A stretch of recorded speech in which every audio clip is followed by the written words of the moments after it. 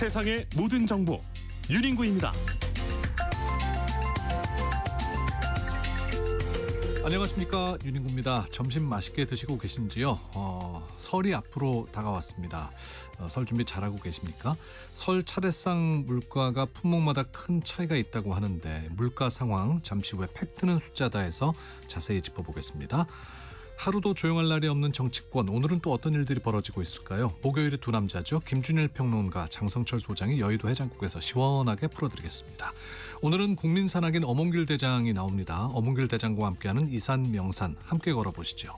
믿고 듣는 시사, 여기는 KBS 1라디오 세상의 모든 정보 윤인구입니다.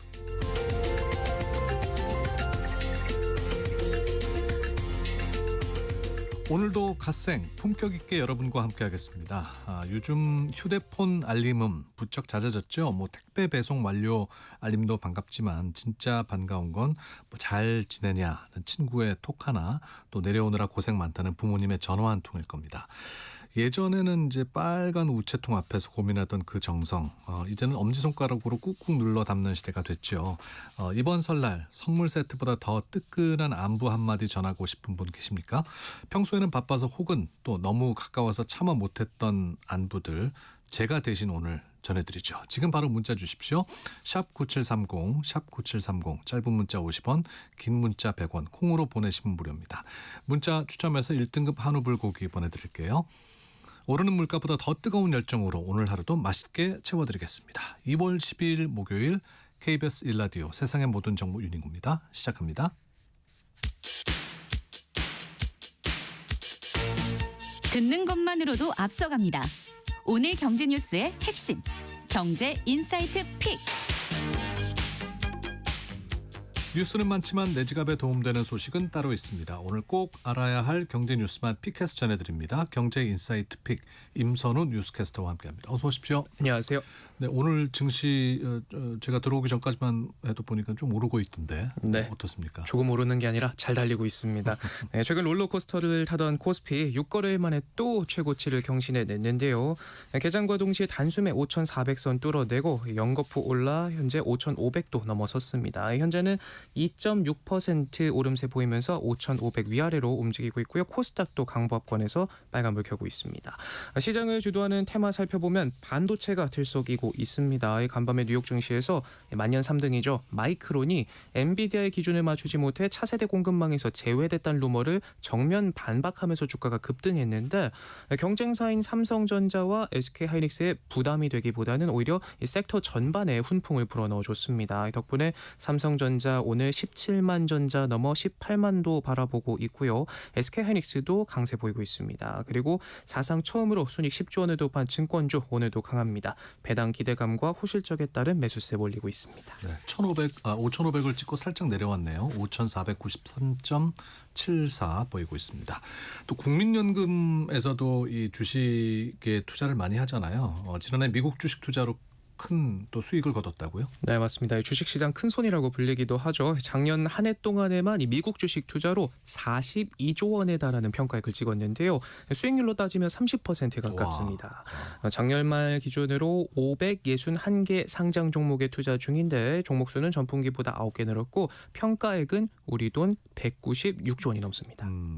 이 큰 손이 어디에 투자를 했는지도 궁금하네요. 네, 사실 얼마큼 어디가 또 제일 돈을 많이 벌어다 줬는지도 궁금하고요. 네, 사실 이 부분이 제일 궁금한 부분이기도 하죠. 이 눈길이 가는 건 지난 4분기 기술주들이 AI 거품 우려로 홍역을 치르는 와중에도 국민연금은 이 빅테크 중심의 공격적인 투자를 이어갔습니다. 네. 이 기간 평가액이 가장 큰 폭으로 늘어난 종목은 구글의 모 회사죠. 알파벳이었는데 석 달 만에 30% 넘게 급증했고 애플과 일라이릴리, 마이크론도 평가차익이 큰 종목으로 꼽혔습니다.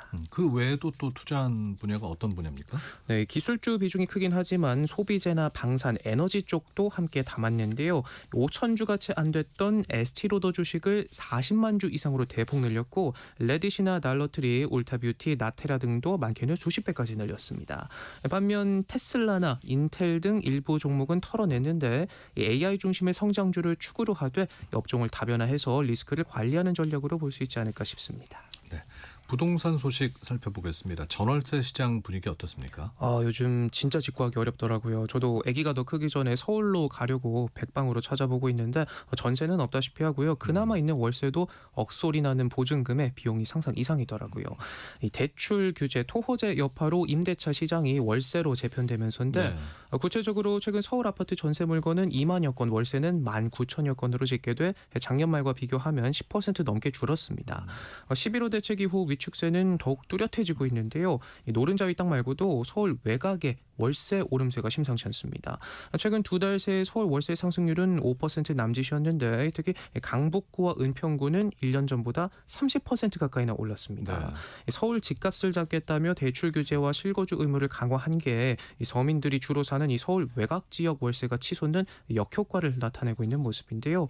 정부가 주택 임대 사업자 매물이 시장에 나오도록 압박하고 있지만 이마저도 임대차 매물은 줄어드는 문제가 있습니다.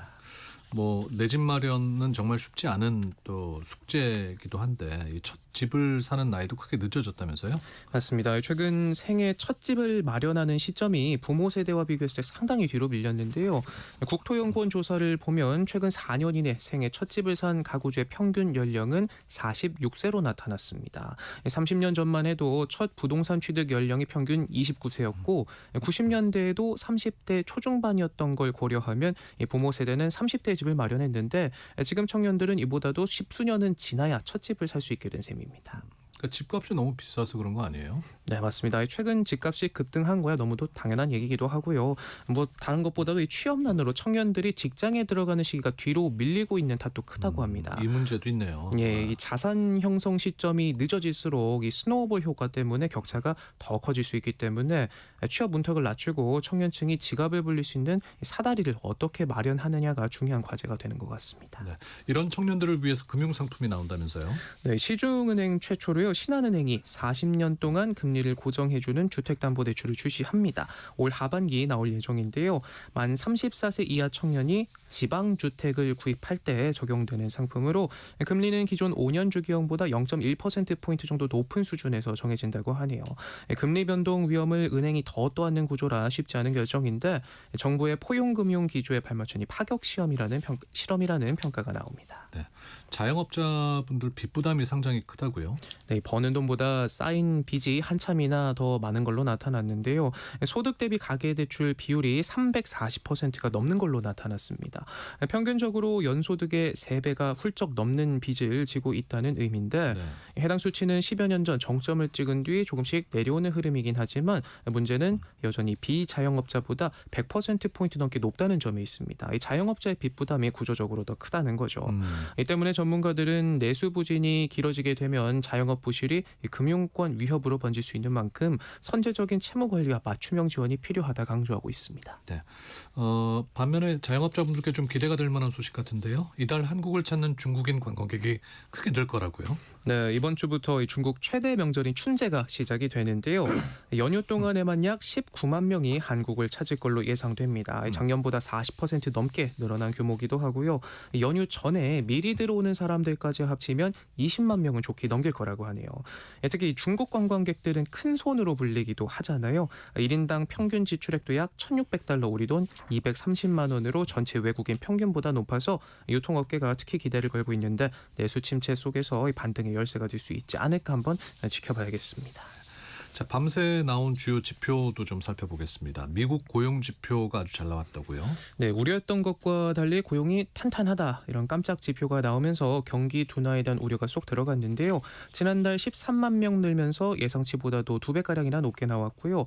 경제활동 참여율은 늘어나고 실업률은 떨어진 데다 평균 임금과 근무 시간도 모두 늘면서 양질의 일자리가 많이 생겼음을 알 수 있습니다. 특히 민간 부문을 중심으로 이루어졌다는 점에서 고용시장 체력이 좋아졌다는 해석이 나옵니다. 네, 이런 미국의 지표들이 이제 우리한테는 어떤 영향을 끼칠 것이냐가 사실 중요한 건데 미국 고용이 좋아졌다는 건 우리가 어떻게 해석할 수 있을까요? 네, 맞습니다. 옆 나라 취직이 잘 된다는 게 뭐가 중요한가 싶으시겠지만 이런 지표들 쉬이 넘길 수 없는 게요. 일단 이 고용은 금리와 직결돼 있습니다. 미국 연준이 양대 과제로 내세워둔 게 물가랑 고용이거든요. 네. 그만큼 고용이 탄탄하다는 건 금리 인하 기대를 약화시킨다는 점에서 일단 요즘 서학개미 분들 많잖아요. 투자하시는 투자하시는 분들의 셈법도 달라지게 되고 또 아시다시피 이 미국의 금리 움직임에 따라서 우리 금리도 따라 움직일 뿐더러 여기에 환율까지 얽혀 있는 만큼 흐름을 잘 짚어봐야 합니다.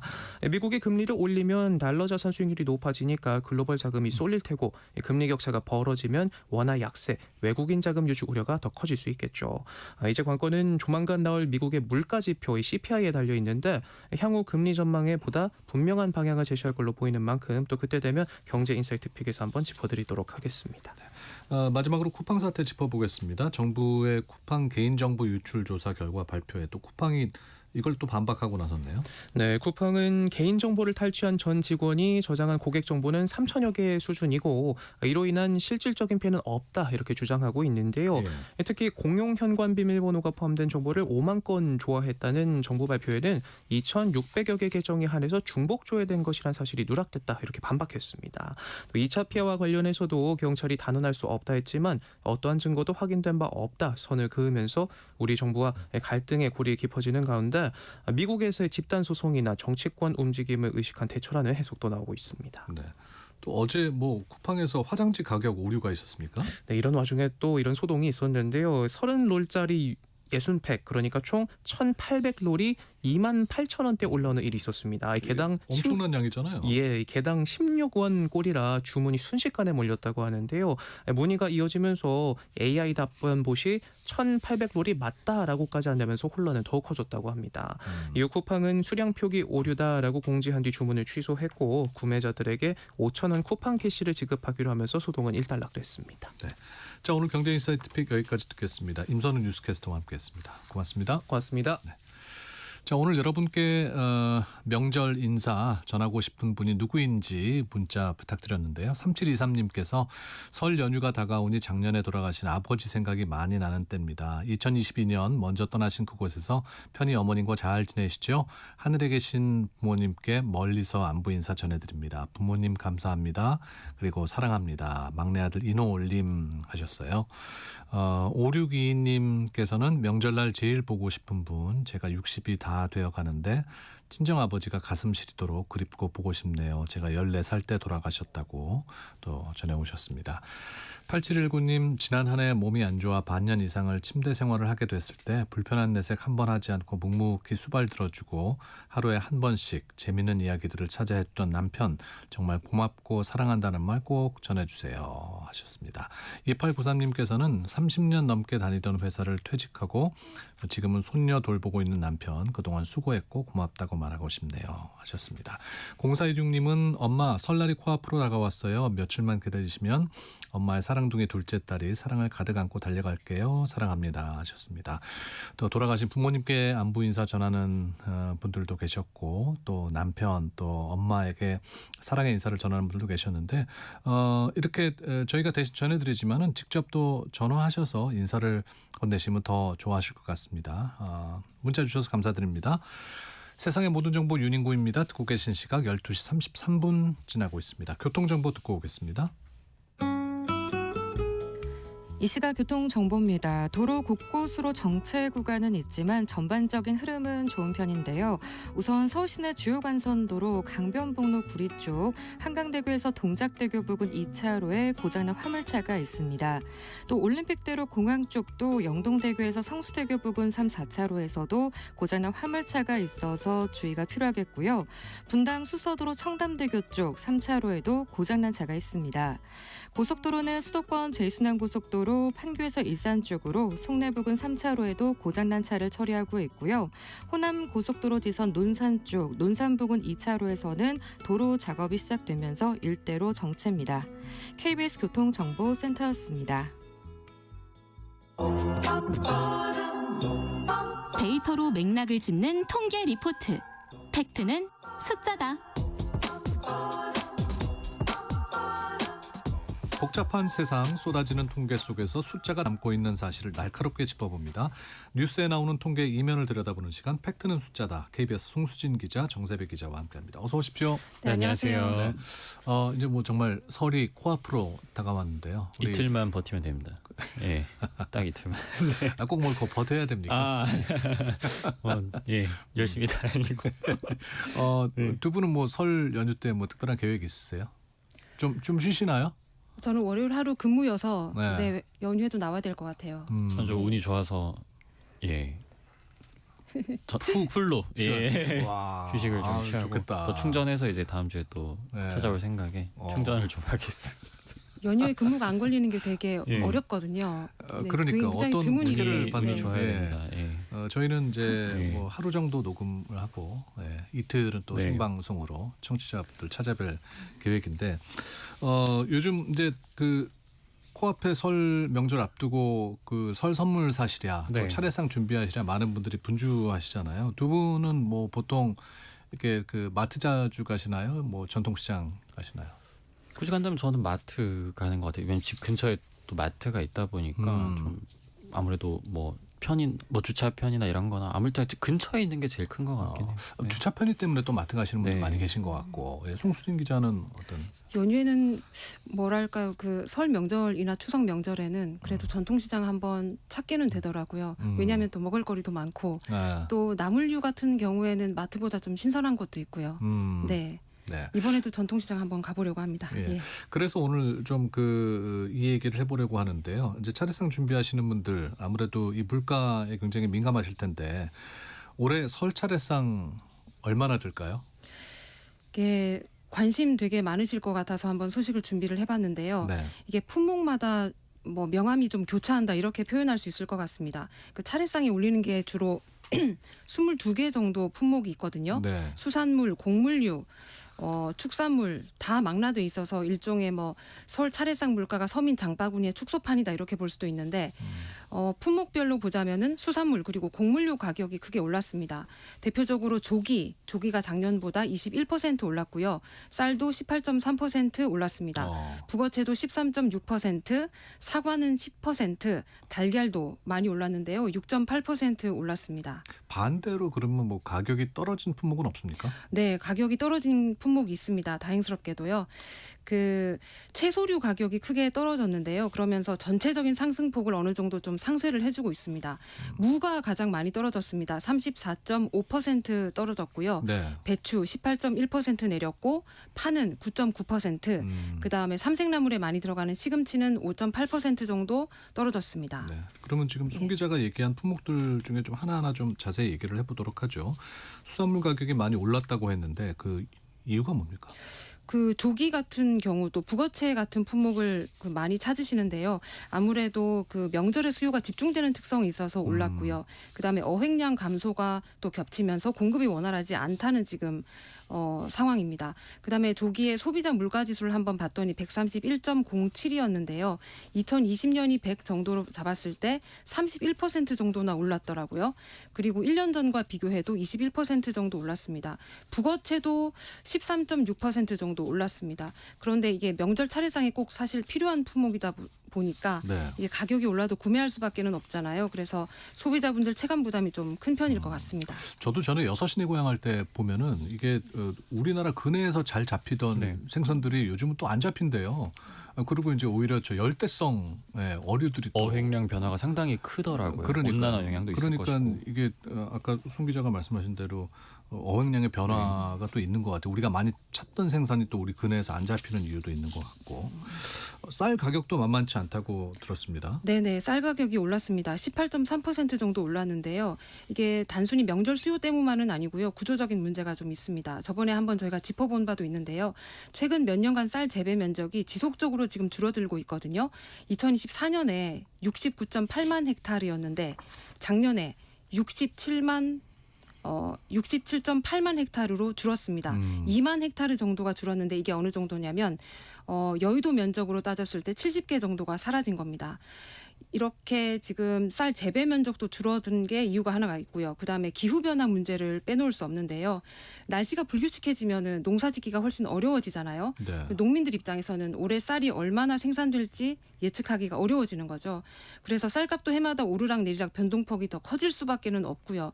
전체적으로는 그래서 위험 부담이 커지고 그게 가격에 고스란히 반영이 되고 그래서 점점 더 쌀 가격은 올라가는 방향으로 지금 잡히고 있는 겁니다. 그래서 떡 같은 어떤 가공식품도 올랐는데요. 떡 같은 경우는 5.1% 정도 오르는 걸로 지금 나타나고 있습니다. 우리가 지난번 이 시간에 그 쌀 소비량을 짚었었죠. 준다고 네. 네. 했는데 오히려 쌀 가격은 상승하는 또 이게 쌀 재배 면적 얘기를 하셨는데 이게 갈수록 계속 줄어요. 이거는 뭐 사실 반전이 어렵다고 보셔야 되는 구조적 요인이기도 하고 뭐 그 당시에 짚었던 것 중에 하나가 또 가공용 쌀 소비가 엄청 많이 늘었죠. 이게 뭐 수출이 늘면서 그런 여러 가지 요인이 있고 또 그러다 보니까 지난해 약간의 정책 실패도 겹치고 뭐 이런 요인이 있었죠. 네. 오늘 아침 안 드셨어요? 뭐건 네. 힘내서 얘기를 하겠습니다. 목소리가 좀 네. 힘이 없어 크게 보여서. 얘기를 하겠습니다. 네. 2300님이 오늘 아침에 장 봤는데 채소값이 더 올랐다고 상인분들도 너무 올랐다고 말하더라고요. 하셨는데 아까 송 기자 얘기는 채소류 가격은 좀 떨어졌다고? 네, 그 예. 물가지수 상으로는 일단 채소류는 좀 떨어진 걸로 나타나긴 합니다. 구체적으로 보면 이제 무가 34.5% 떨어진 걸로 나오고요. 배추도 18.1% 내렸거든요. 이게 작년에 재배 면적 확대 정책이 좀 있었습니다. 그래서 무 재배를 적극 장려했다고 합니다. 그래서 재배 면적이 늘면서 공급 여건이 개선된 거고요. 그리고 사실 보면 그 축산물 같은 경우에는 생장 기간이 뭐 1개월에서 3개월, 6개월까지 긴 반면에 채소류는 재배 기간이 비교적 짧지 않습니까? 그래서 공급 조절이 상대적으로 좀 쉬운 편입니다. 그래서 정부의 수급 안정 대책이 채소류에는 실제로 좀 효과를 발휘했다. 이렇게 볼 수도 있을 것 같습니다. 요즘은 뭐 노지 재배뿐만이 아니라 그 시설에서 네. 재배하는 네. 게 많아서 또 순환이 금방금방 되는 것 같더라고요. 네. 명절은 특히 과일 많이 찾으시잖아요. 네, 과일 가격 어떻습니까? 네네네. 명절 선물로 이 과일이 빠질 수 없는데요. 역시 좀 품목 간의 희비가 엇갈립니다. 사과는 10% 정도 올랐고요. 2020년하고 비교를 해봤더니 62%나 올랐더라고요. 그래요? 네네. 5년새, 6년새. 네, 62%나 올랐으면 많이 올랐는데 이게 지난해 이상기후 영향이 좀 있습니다. 사과는 서늘한 날씨를 좋아하는 과일인데요. 지난해 떠올려 보시면은 여름에 폭염 있었고요. 또 맞아요. 가을에도 초가을까지 무척 더웠습니다. 그래서 생산량이 줄어든 게 영향이 좀 큰 것 같습니다. 반면에 배 같은 경우에는요, 24.5% 떨어졌습니다. 사과랑 정반대로 이렇게 작황이 좋았고 수확량도 늘었습니다.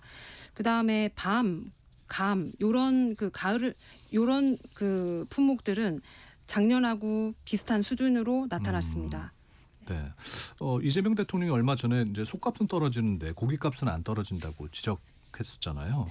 축산물 상황은 어떻습니까? 네네네. 축산물 상황을 좀 살펴보면은요, 전반적으로 좀 상승세입니다. 돼지고기, 닭고기 3% 가까이 올랐고 달걀 같은 경우에 특히 6.8%나 올랐습니다.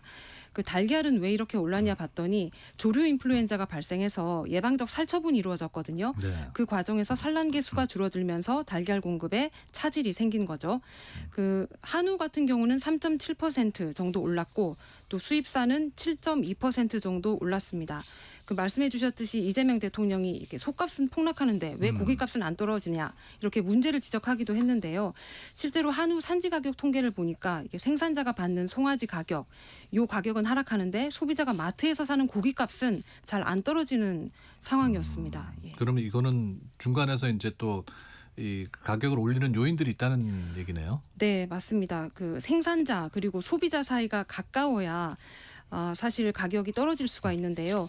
생산자 소비자 사이가 특히 멀고 또 그 사이에 많은 사람들이 중간에 끼어 있는 상황입니다. 예를 들어서 뭐 산지에서 산지 수집상으로 가고 또 도매시장 거쳐서 중도메인을 지나서 소매상을 거친 다음에 이제 우리 소비자로 오는 거죠. 그렇죠. 이 과정에서 유통 마진이 좀 과도하게 붙는 거죠. 그러니까 사실 농산물도 비슷한 뭐 이런 유통 마진 문제는 있지만요. 축산물의 경우는 좀 그게 심각한 게 상황이 좀 더 많이 중첩된다고 할 수 있는 게 이게 도축 과정이 포함이 되고요.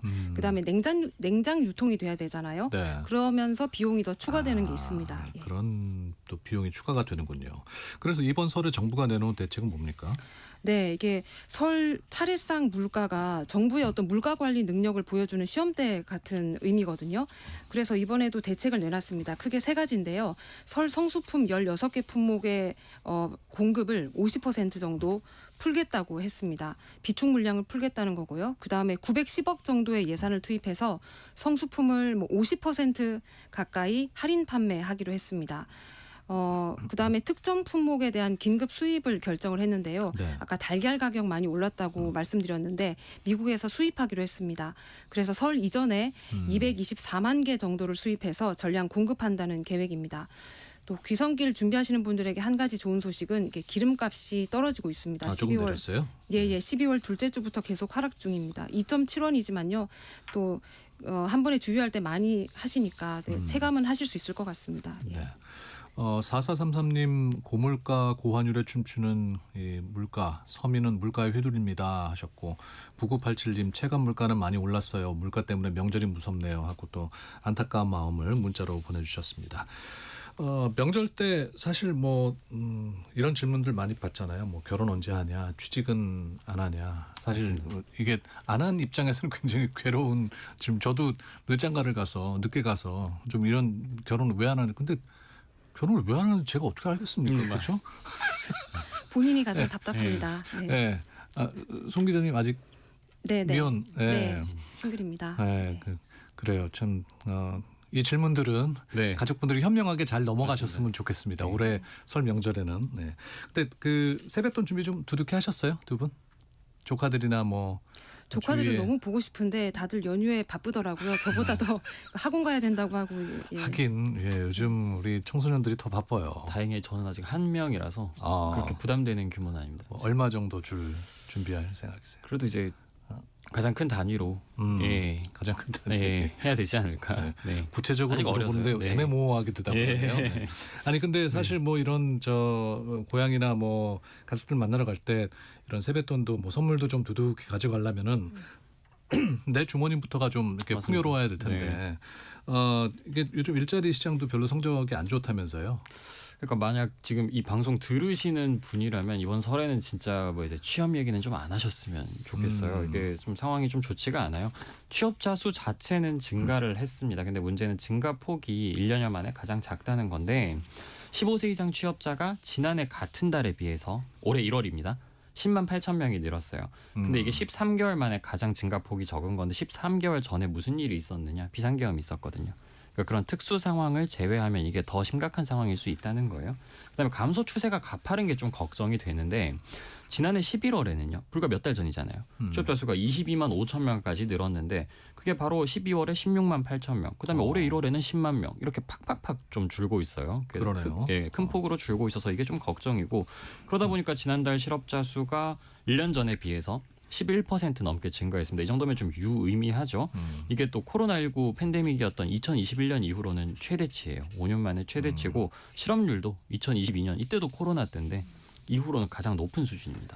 지금 그 정세비 기자가 말해준 이 실업률은 전 맞습니다. 연령대를 네. 본 거고 청년층은 어떻습니까?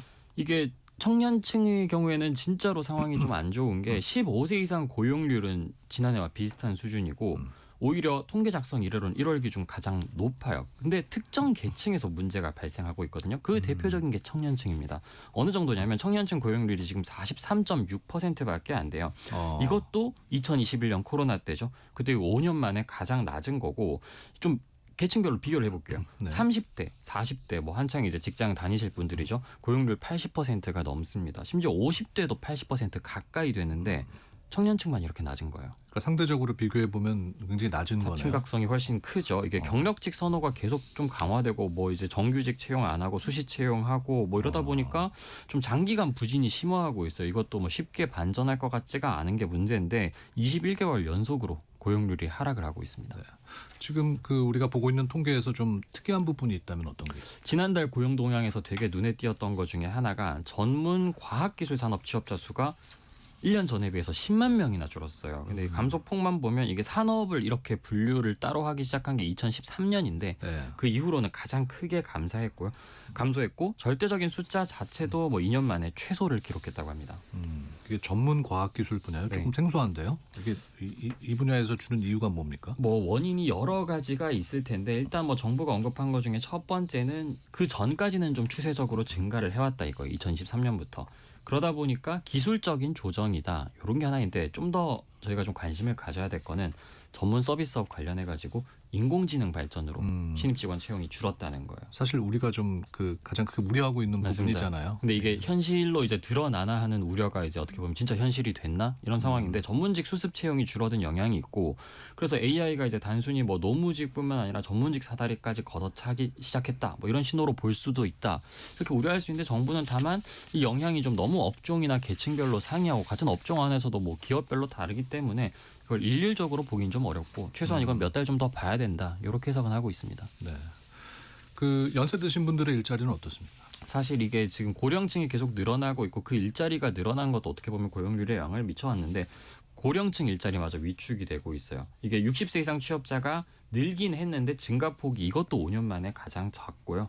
또 지난해에는 뭐 월별로 한 20만 명, 많게는 40만 명까지도 막 늘어났는데 지난달에는 14만 명 수준에 그쳤습니다. 이게 뭐 농립어업 분야가 좀 줄어드는 영향도 있는데 그보다는 계절적인 요인도 있어요. 지난달 기온 뭐 한파가 좀 있었잖아요.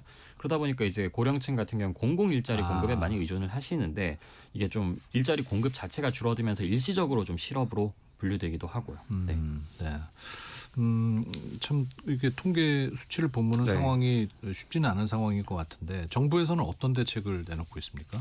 일단 정부가 조금은 긍정적으로 보는 면도 있어요. 이게 뭐 저희가 몇 번 언급해드린 게 있어요. 제조업, 건설업 이런 일자리 쉽게 말하면 일자리를 많이 창출하고 청년층이 이제 유입될 수 있는 그런 일자리들이 구조적으로 줄어들고 있는데 다만 지금 수출 실적이 좀 개선되고 있고 그러다 보니까 기업들의 심리도 개선되고 또 뭐 건설 같은 경우에는 사회 간접 자본 투자에도 영향을 받는데 이게 확대되고 있기 때문에 감소폭 자체가 지금 줄어들고 있다. 그렇기 때문에 최소한 이번 달이죠. 2월 달에는 지난달보다는 좀 상황이 반전할 것으로 기대한다. 이렇게만 밝히고 있긴 합니다. 특히 신경 써야 될 부분이 이제 청년층을 위한 일자리 대책인 것 같습니다. 맞습니다. 요새 청년층 같은 경우는 한 가지 특징이 어떻게 보면 바로 취업하기보다는 이건 뭐 청년층의 능력 문제가 아니죠. 구조적 문제인데 바로 취업을 할 수가 어렵다 보니까 뭐 인턴 같은 뭐 단기 일자리라든지 아니면 어떤 회사를 거쳐서 다시 취업하고 근데 문제는 이 과정에서 실업자가 발생하고 있거든요. 그렇기 때문에 이런 뭐 구직 청년 또는 쉬었음 청년에 대해서 역량 강화라든지 좀 그 기간이 길어지지 않게 일 경험을 제공할 수 있는 또는 쉬는 기간에 어떤 맞춤형 그 기간에 맞춤형 회복 지원을 하는 이런 대응 방안을 강구하고 있다고 하는데 네. 좀 더 구체적이고 직접적인 지원이 좀 가야겠죠. 네. 알겠습니다. 팩트는 숫자다. 오늘 여기까지 듣도록 하겠습니다. 우리 두 분 설 명절 잘 쇠시고 다음 주에 뵙도록 하겠습니다. 송수진 기자, 정세배 기자와 함께했습니다. 고맙습니다. 네, 감사합니다. 네. 자, 1부 마무리하면서요. 장기하와 얼굴들의 풍문으로 들으시고 저희는 1시 2부에 찾아뵙겠습니다.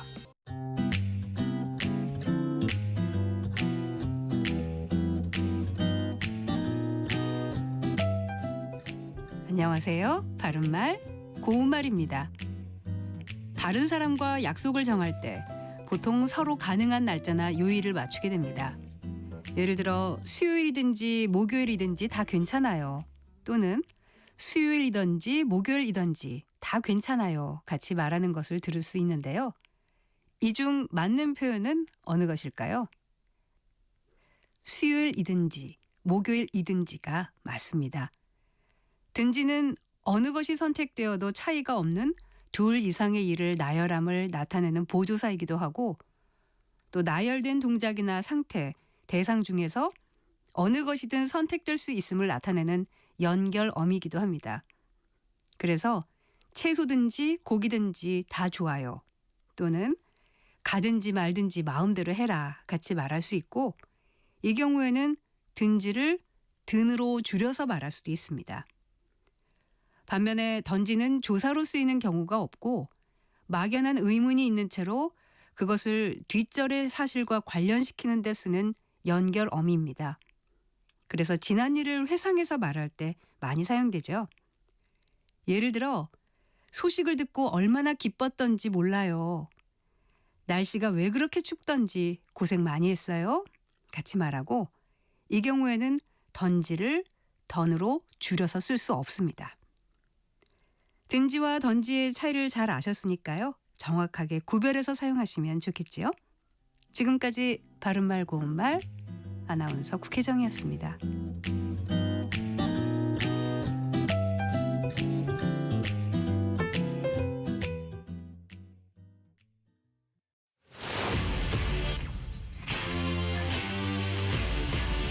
토론에 정답은 없습니다. 토론이 세상을 바꿀 수도 없습니다. 하지만 질문은 새로운 세상을 만들 수 있습니다. 질문으로 올바른 세상을 만드는 첫걸음. 평일 저녁 7시 20분 KBS 열린 토론.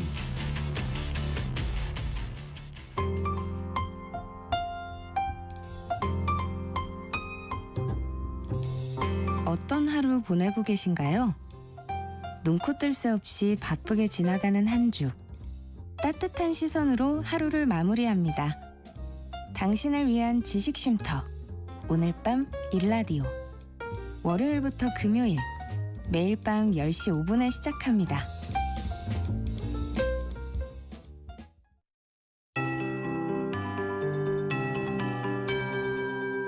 KBS 58분 날씨.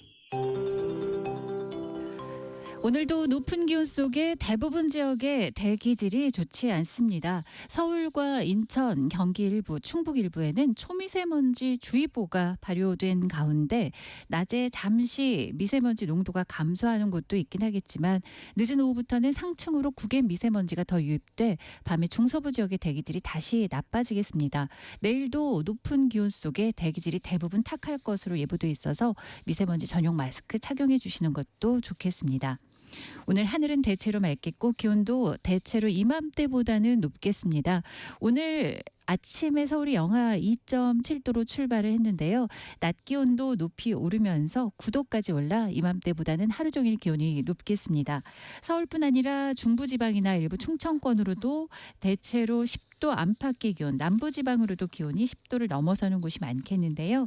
오늘 서울이 9도, 강릉은 오늘 11도까지 오를 것으로 예상되고요. 광주와 대구 나란히 11, 12도, 부산도 14도까지 기온이 예상됩니다. 내일은 서울이 11도, 모레는 12도 등으로 당분간은 이렇게 기온이 높은 가운데 메마른 날씨도 지속이 되겠습니다. 여전히 동쪽 지역 중심으로 건조특보가 발효 중인 상황이라서 불씨관리 잘 해주시기 바랍니다. 현재 서울 기온은 5.8도, 체감온도 4.1도입니다. 기상청에서 최영우였습니다.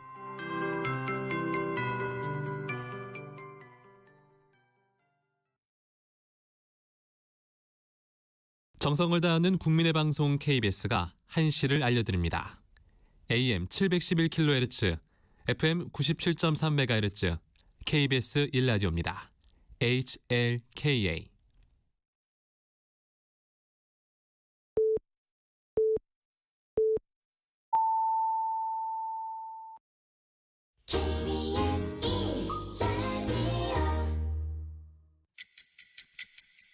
듣는 것만으로도 앞서갑니다.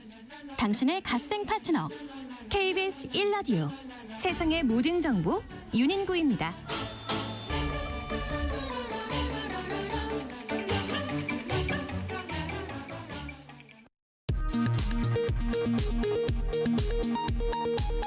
이 시각 라디오 정보센터 뉴스입니다.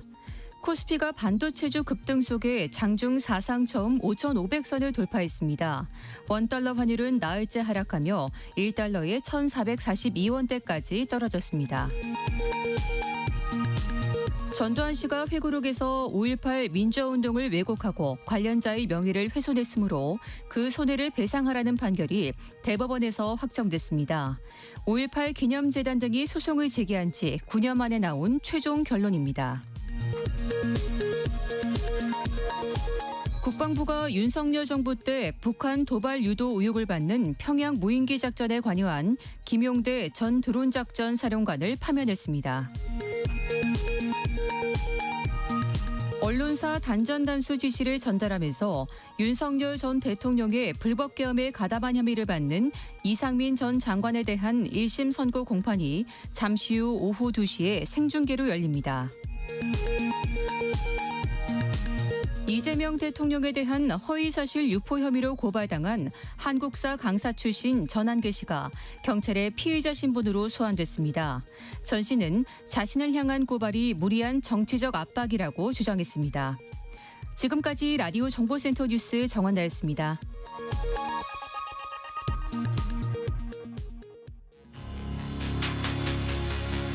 일상의 깊이를 더합니다. 당신을 위한 프리미엄 인사이트. KBS 1라디오 세상의 모든 정보 윤인구입니다. 네, 2부 시작하겠습니다. 오늘 명절에 전하고 싶은 안부 문자 받고 있는데요. 3778님께서 작년 설날 고향집에 갔다 술김에 대판 싸우고 발길 끊으셨다고.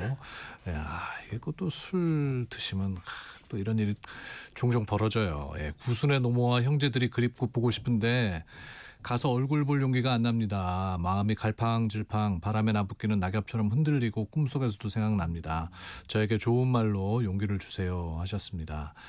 아, 이거 어떡하죠? 예, 그래도 시간이 좀 그래도 1년여 지났으니까 한번 가시죠 뭐. 예, 정말 그 말씀대로 용기 내서 가셔서 좀 이렇게 가족들과 푸시면 좋을 것 같아요. 가족들도 또 용기 내서 이렇게 말씀하시는데 그 얼굴 앞에서 또 뭐라고 그러시겠습니까? 예, 잘 풀리시길 바라고요. 2317님, 새언니 올해도 명절 당일 와서 음식도 안 하시고 음식 다 가져가실 텐데.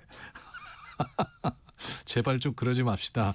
오늘 문자 보니 살아계실 때 부모님께 짜증 덜 내고 잘해야겠다 다짐해요.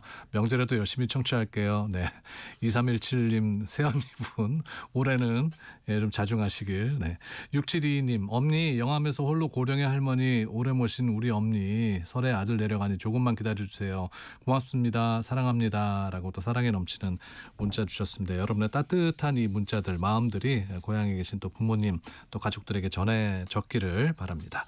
자, 2부 본격적으로 시작하겠습니다.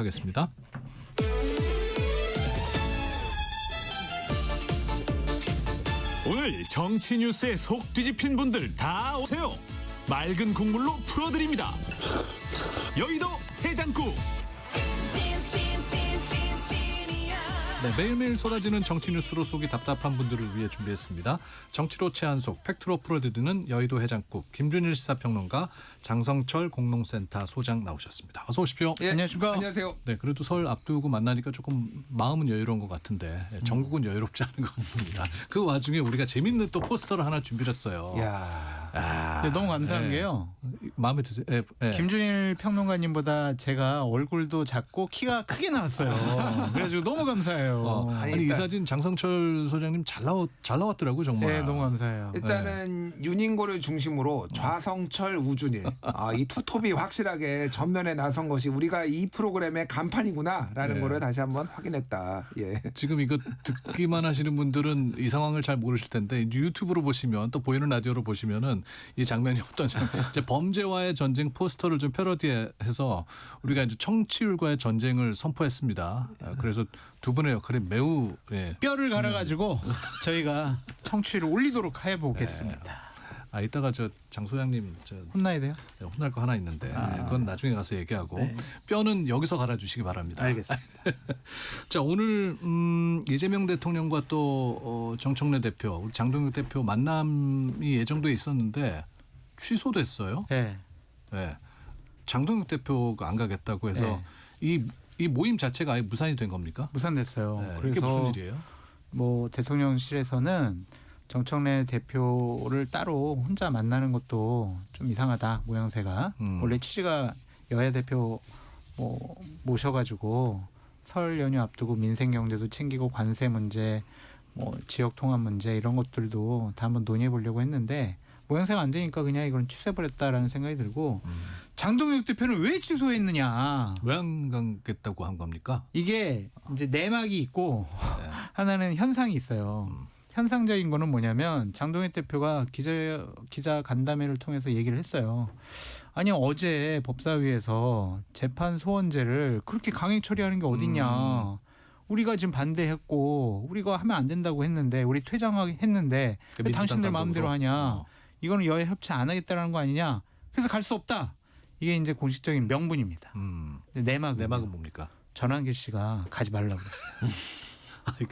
진짜요? 전환길 씨가 페북에다가 아침에 한 9시쯤에 아니 내가 지금 고소고발 사건 때문에 지금 경찰에 출두하고 있고 윤석열 대통령 선거를 앞두고 있는데 지금 이재명 대통령 지금 만날 때냐 정신 차려라 가지 말아라 이렇게 했거든요. 공교롭게도 그거를 올리고 난 다음에 다시 논의한다라는 보도가 나왔고 그리고 나서 결국에는 취소한다는 얘기가 나왔어요. 믿고 싶진 않은데 공교롭게도 이러한 그러게. 일이 벌어졌다. 창피하다라고 말씀. 전환길이 타이밍을 잘 맞춘 건가요? 뭐 뭔가요? 에이, 그런데 뭐 전원길이 얘기했다고 안 그렇겠습니까? 오늘 최고위원회의가 있었는데 그 최고위원들이 강하게 반발을 했어요. 이게 신동욱 최고위원은 야당 대표를 불러 아름다운 화면을 찍기 위한 연출극에 들러리를 서선 안 된다. 이렇게 얘기를 했고 김민수 최고위원은 사법개혁안은 이재명 대통령의 대법원 유죄를 우려한 이재명 무죄 법안. 그래서 방금 말씀하신 것처럼 이제 두 가지가 다 있었던 것 같아요. 그러니까 당청 갈등, 민주당 당청 갈등이 있었는데 좀 정부 여당이 내용이 있었는데 이거를 지금 야당 대표를 불러다가 이 들러리를 세우고 모양새를 좀 이렇게 소통하려는 것처럼 포장하려는 거 아니냐 이런 얘기가 이미 어저께 장동혁 대표가 기자들 만나가지고 장동혁 저기 정청래 이재명 두 분이 더 급해 보이는데 뭐 이런 취지의 얘기를 했거든요. 네. 그러니까 이게 약간 그 기류도 있었어요. 그리고 어제 이제 재판 소원 이 문제도 좀 있었고, 근데 저는 아쉽습니다. 사실은 이게 그러니까 서로의 이해관계가 어느 정도는 맞아 떨어졌거든요. 이번 이제 오찬이. 왜냐하면 대통령 입장에서는 최근에 국회 입법 속도를 굉장히 강조하는 얘기를 2주간 3번 국무회의에서 할 정도로 국회에 좀 당부도 하는 것도 있고, 네. 5달 만에 만난 이제 소통하는 대통령, 그리고 지금 당청 관계가 좀 갈등 상황이 있었다 이런 우려가 있었는데 이런 것들을 조금 이렇게 화해 제스처도 하고 뭐 이런 것들을 두루 대통령은 봤을 테고. 정청래 대표 입장에서야 지금 친명들의 공격이 매우 거세기 때문에 대통령이랑 손 한번 잡는 거 이것도 필요했을 테고 장동혁 대표도 나쁘지 않아요 사실은. 그러니까 만나가지고 본인 요구사항 얘기하고면은 대통령한테 할 말하는 사람 이렇게 또 각인이 될 수 있고, 또 하나는 계속 이제 윤어게인하고 절연할 거냐 안 할 거냐 지금 계속 기사 나오는데 그거보다는 이런 걸로 기사를 좀 바꿔서 이렇게 좀 하는 게 나쁘지 않다라고 봤거든요. 네. 근데 굳이 이렇게 각을 세우면 결국은 장동혁 대표가 대통령이 손을 내미는데도 대화를 거부한 야당 정치인 지도자 이렇게 좀 될 가능성이 높아졌다. 네.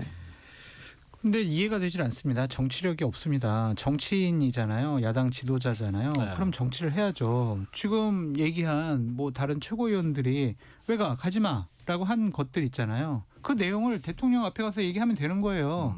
아유 대통령님 두 분 사이 안 좋은데 제가 두 분 사이 좀 화해 좀 시키려고 이렇게 좀 어려운 걸음 했습니다. 제가 뭐 들러리 들어왔어요. 네. 이렇게 좀 웃음으로 넘길 수도 있는 것이고 재판 소원제 같은 경우도 아니 대통령님 이거 이럴 수가 있습니까 하면서 그 자리에서 항의하면 되잖아요. 네. 근데 그런 자리를 걷어차버렸다?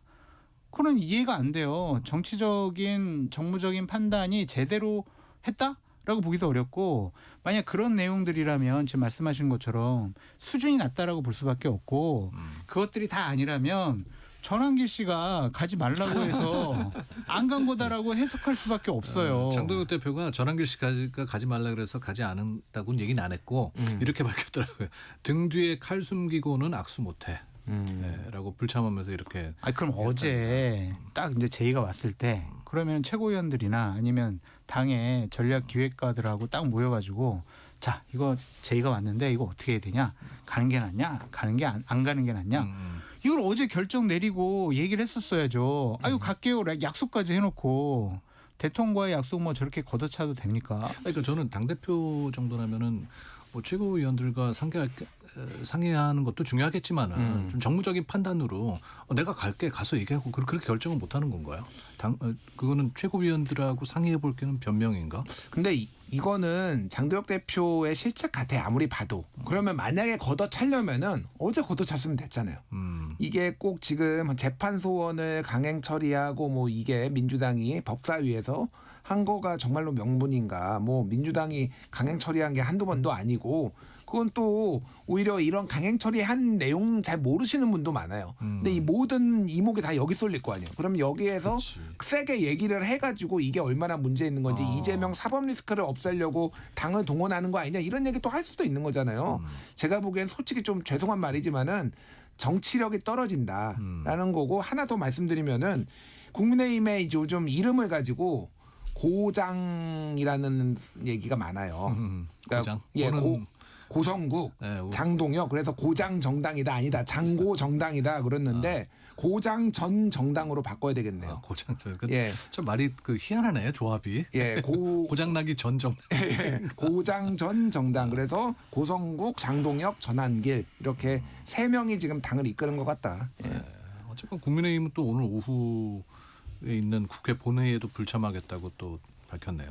그러니까 야당은요 국회에서 해야 돼요. 투쟁을 해야 됩니다. 그래야 이제 여러 가지로 국민들에게 대한야당으로서 이미지도 줄 수 있고 본인들이 학생이 학교 가는 게 맞지 갑자기 수업 거부하는 게 과연 맞는 것인가 좀 그런 생각도 들거든요. 그래서 정무적인 판단이 구려요. 아무리 생각해도 수준이 낮다 그렇게 볼 수밖에 없어요. 이 판단은 어떻게 보십니까? 그 이정현 전 새누리당 대표가 국민의힘 공천관리위원장으로 임명이 이제 됩니다. 예. 고성국 박사가 이런 얘기를 했어요. 오늘 장동혁 정치를 실현시켜줄 인물이다라고 얘기를 했어요. 고성국 픽이라고 또 볼 수밖에 없어요.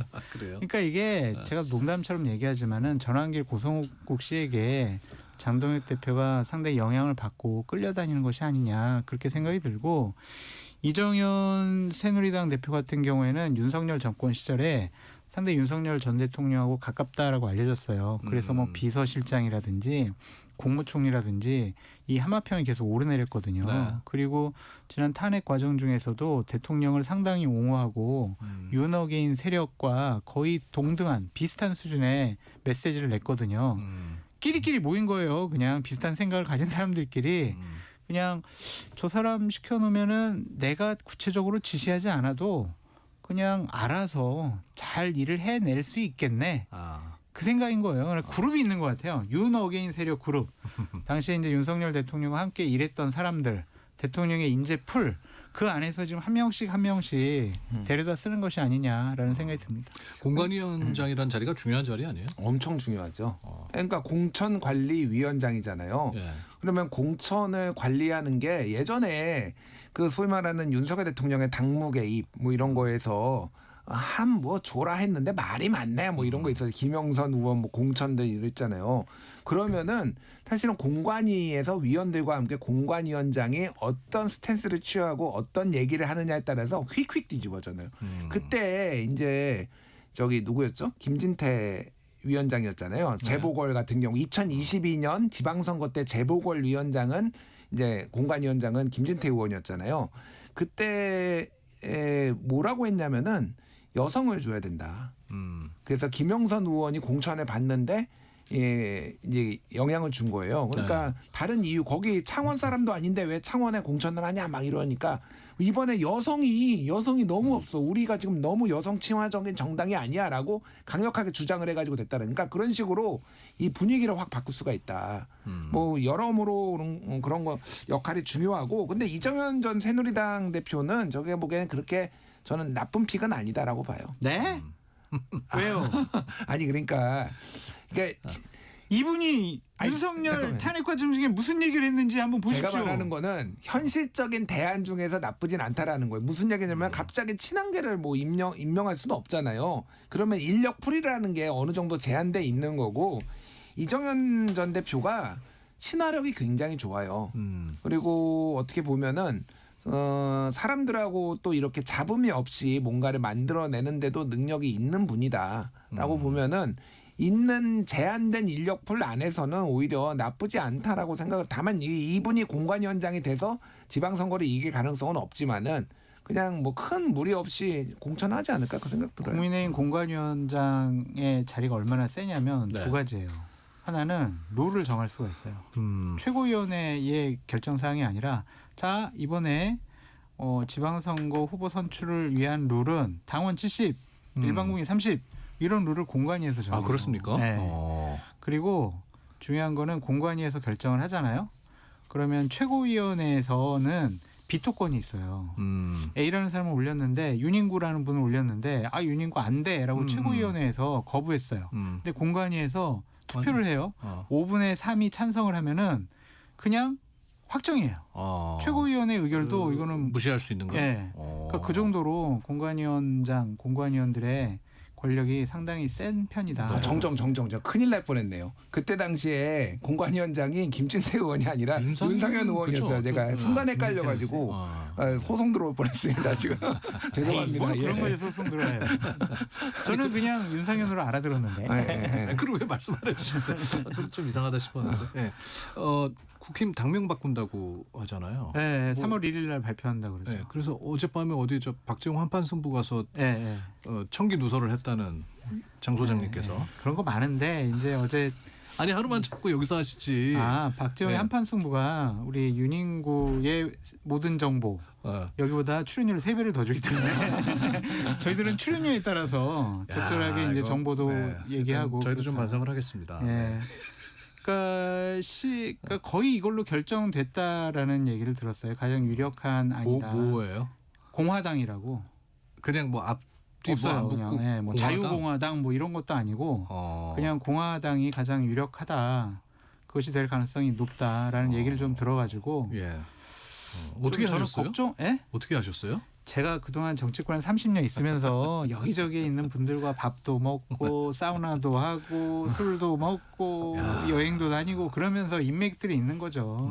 이제 그런 분들이 그냥 하나씩 두 개씩 알려주면은 저 먹고 살으라고 방송에서 먹고 살으라고 얘기해 주는 거다라고 말씀드리는데 저는 과연 만약 이게 맞다면 뭐 제가 얘기했기 때문에 바뀔 수가 있다라고 좀 생각이 들거든요. 근데 이제 좀 적절하지 않다고 생각이 드는 게 이게 박정희 전 대통령 시절에 집권당의 이름이 공화당이었잖아요. 민주공화당이었죠. 네. 그게 또 유신 정권 때도 공화당이었고 과거태행적이란 말이에요. 독재의 냄새가 좀 나고 낡음. 그 미래를 상징한다라고 보기는 좀 어려워요. 공화라는 단어는 상당히 좋지만 대한민국에서는 그 의미보다 어느 시대를 떠올리게 하는 이미지가 상당히 좀 안 좋지 않을까. 그래서 제가 어제 제가 얘기를 하면 안 할 것 같아가지고 그래서 그냥 먼저 얘기를 해버렸다라고 말씀드립니다. 일단 장성철 소장님이 보수가 맞는지 좀 궁금해요. 왜요? 사건권 비판하고 아니요. 아니, 공화당이 그렇게 나쁜가요? 이미지가 나쁘다고요. 아니, 그러니까 미국에도 공화당 있잖아요. 저는 사실 미국 공화당이 구테타 일으켰습니까? 그러니까 제가 말하는 거는 지금 국민의힘은 무슨 이름을 해도 조롱당할 가능성이 높습니다. 근데 저는 공화당이 나쁘지 않아요. 오히려 막 이상한 거 붙이는 것보다 그냥 심플하게 공화당. 왜 그러냐면요. 두 가지 이유인데 하나는 공화당이 우리나라에서는 이제 박정희가 연상된다고 하지만은 전 세계 많은 보수 정당이 공화주의를 표방해서 공화당을 쓰고 있어요. 그러니까 미국도 그럼 이게 우리나라가 이제 다당제긴 하지만 사실상 양당제로 수렴되는 게 많으면은 심플하잖아요. 미국 민주당, 공화당, 한국도 민주당, 공화당. 그러면 딱 이렇게 대비가 되거든요. 그래서 뭐 박정희 냄새가 난다고 하지만 그거는 앞으로 얼마나 더 잘하느냐에 달렸다라는 거 하나가 있는데 근데 제가 이제 뭐 우려하는 거는 이 공화주의라는 게 제가 뭐 정치 철학을 전공한 사람은 아니지만 길게 얘기할 건 아니지만은 공화주의는 결국은 공화잖아요. 가치 공자의 화팔자. 그래서 공동체를 중요시하고 그리고 그동안의 어떤 뭐 그 공화주의의 역사를 보면은 견제, 균형 뭐 이런 것들을 굉장히 중요시하는 게 이 그러니까 삼권 분립이 사실은 이 공화주의에서 나온 거예요. 그러니까. 권력이 한쪽에 실리지 않도록 하는 거죠. 그런 것들인데 지금 국민의힘이 가는 방향성하고 맞느냐. 이게 이제 가장 논란이 많이 되고 좀 비판을 받을 것 같아요. 그러니까 윤호개인만 끊어내면은 사실은 다 해결됩니다. 이게. 어려운 게 아닌데. 진짜 쉬운 길로 가야 되는데. 뭐 장 소장님 하나 추천하고 싶은 뭐 당명 있습니까? 저는 그냥 국민의힘 괜찮은 것 같아요. 그냥. 괜찮다. 네, 왜냐하면 국민의힘으로 당명을 바꾸고 뭐 탄핵당한 국민의힘 당명 바꾸는 게 아니잖아요. 그냥 가는 거잖아요. 아니요. 국민의힘으로 당명을 바꾸고 나서 예전에 미래통합당에서 국민을 바꾸고 나서 국민들에게 새롭다라는 이미지를 줬고 선거도 다 이겼거든요. 물론 윤석열 전 대통령 탄핵 이후엔 졌지만 국민의힘이라는 것이 그렇게 또 나쁜 이미지가 아닌데 왜 그걸 일부러 바꾸려고 그럴까. 좀 이해가 되질 않습니다. 근데 이게 그 신동국 최고위원이 최근에 얘기한 건데 국민의힘이 영어로 하면은 피플 파워 파티잖아요. PPP. 이게 외국에서는 다 좌파 정당이냐고 물어본대요. 그러니까 피플 파워 뭐 이런 게 들어가면은 인민의 힘 뭐 이런 느낌인 거예요. 그래서 다 좌파 정당으로 알아듣는다. 그래서 우리는 우파기 때문에 조금 바꿔야 되지 않냐? 뭐 이런 얘기를 하더라고요. 그걸 해외보다는 이 나라 안에서의 그 입지가 더 중요한 거 아닌가요? 다음 소식으로 넘어가 보겠습니다. 이제 서울시당 윤리위에서는 고성국 씨 탈당 권유 징계 내렸고 중앙당 윤리위에서는 또 배현진 의원에 대한 징계 논의하고 있습니다. 이 상황 어떻게 진행되고 있습니까? 바보 천치들 같아요. 그러니까 정당은 정치를 해야 되는 거잖아요. 정치의 가장 근본 원리는 뭐냐면 대화, 타협, 조정이에요. 싸우는 게 아닙니다. 쫓아내는 게 아닙니다. 그냥 나와 다른 얘기하는 사람들 얘기 안 듣고 발로 차서 당 밖으로 내보내는 것이 정치는 아니라고 생각이 들거든요. 근데 이분들은 지금 정치를 하지 않고 있어요.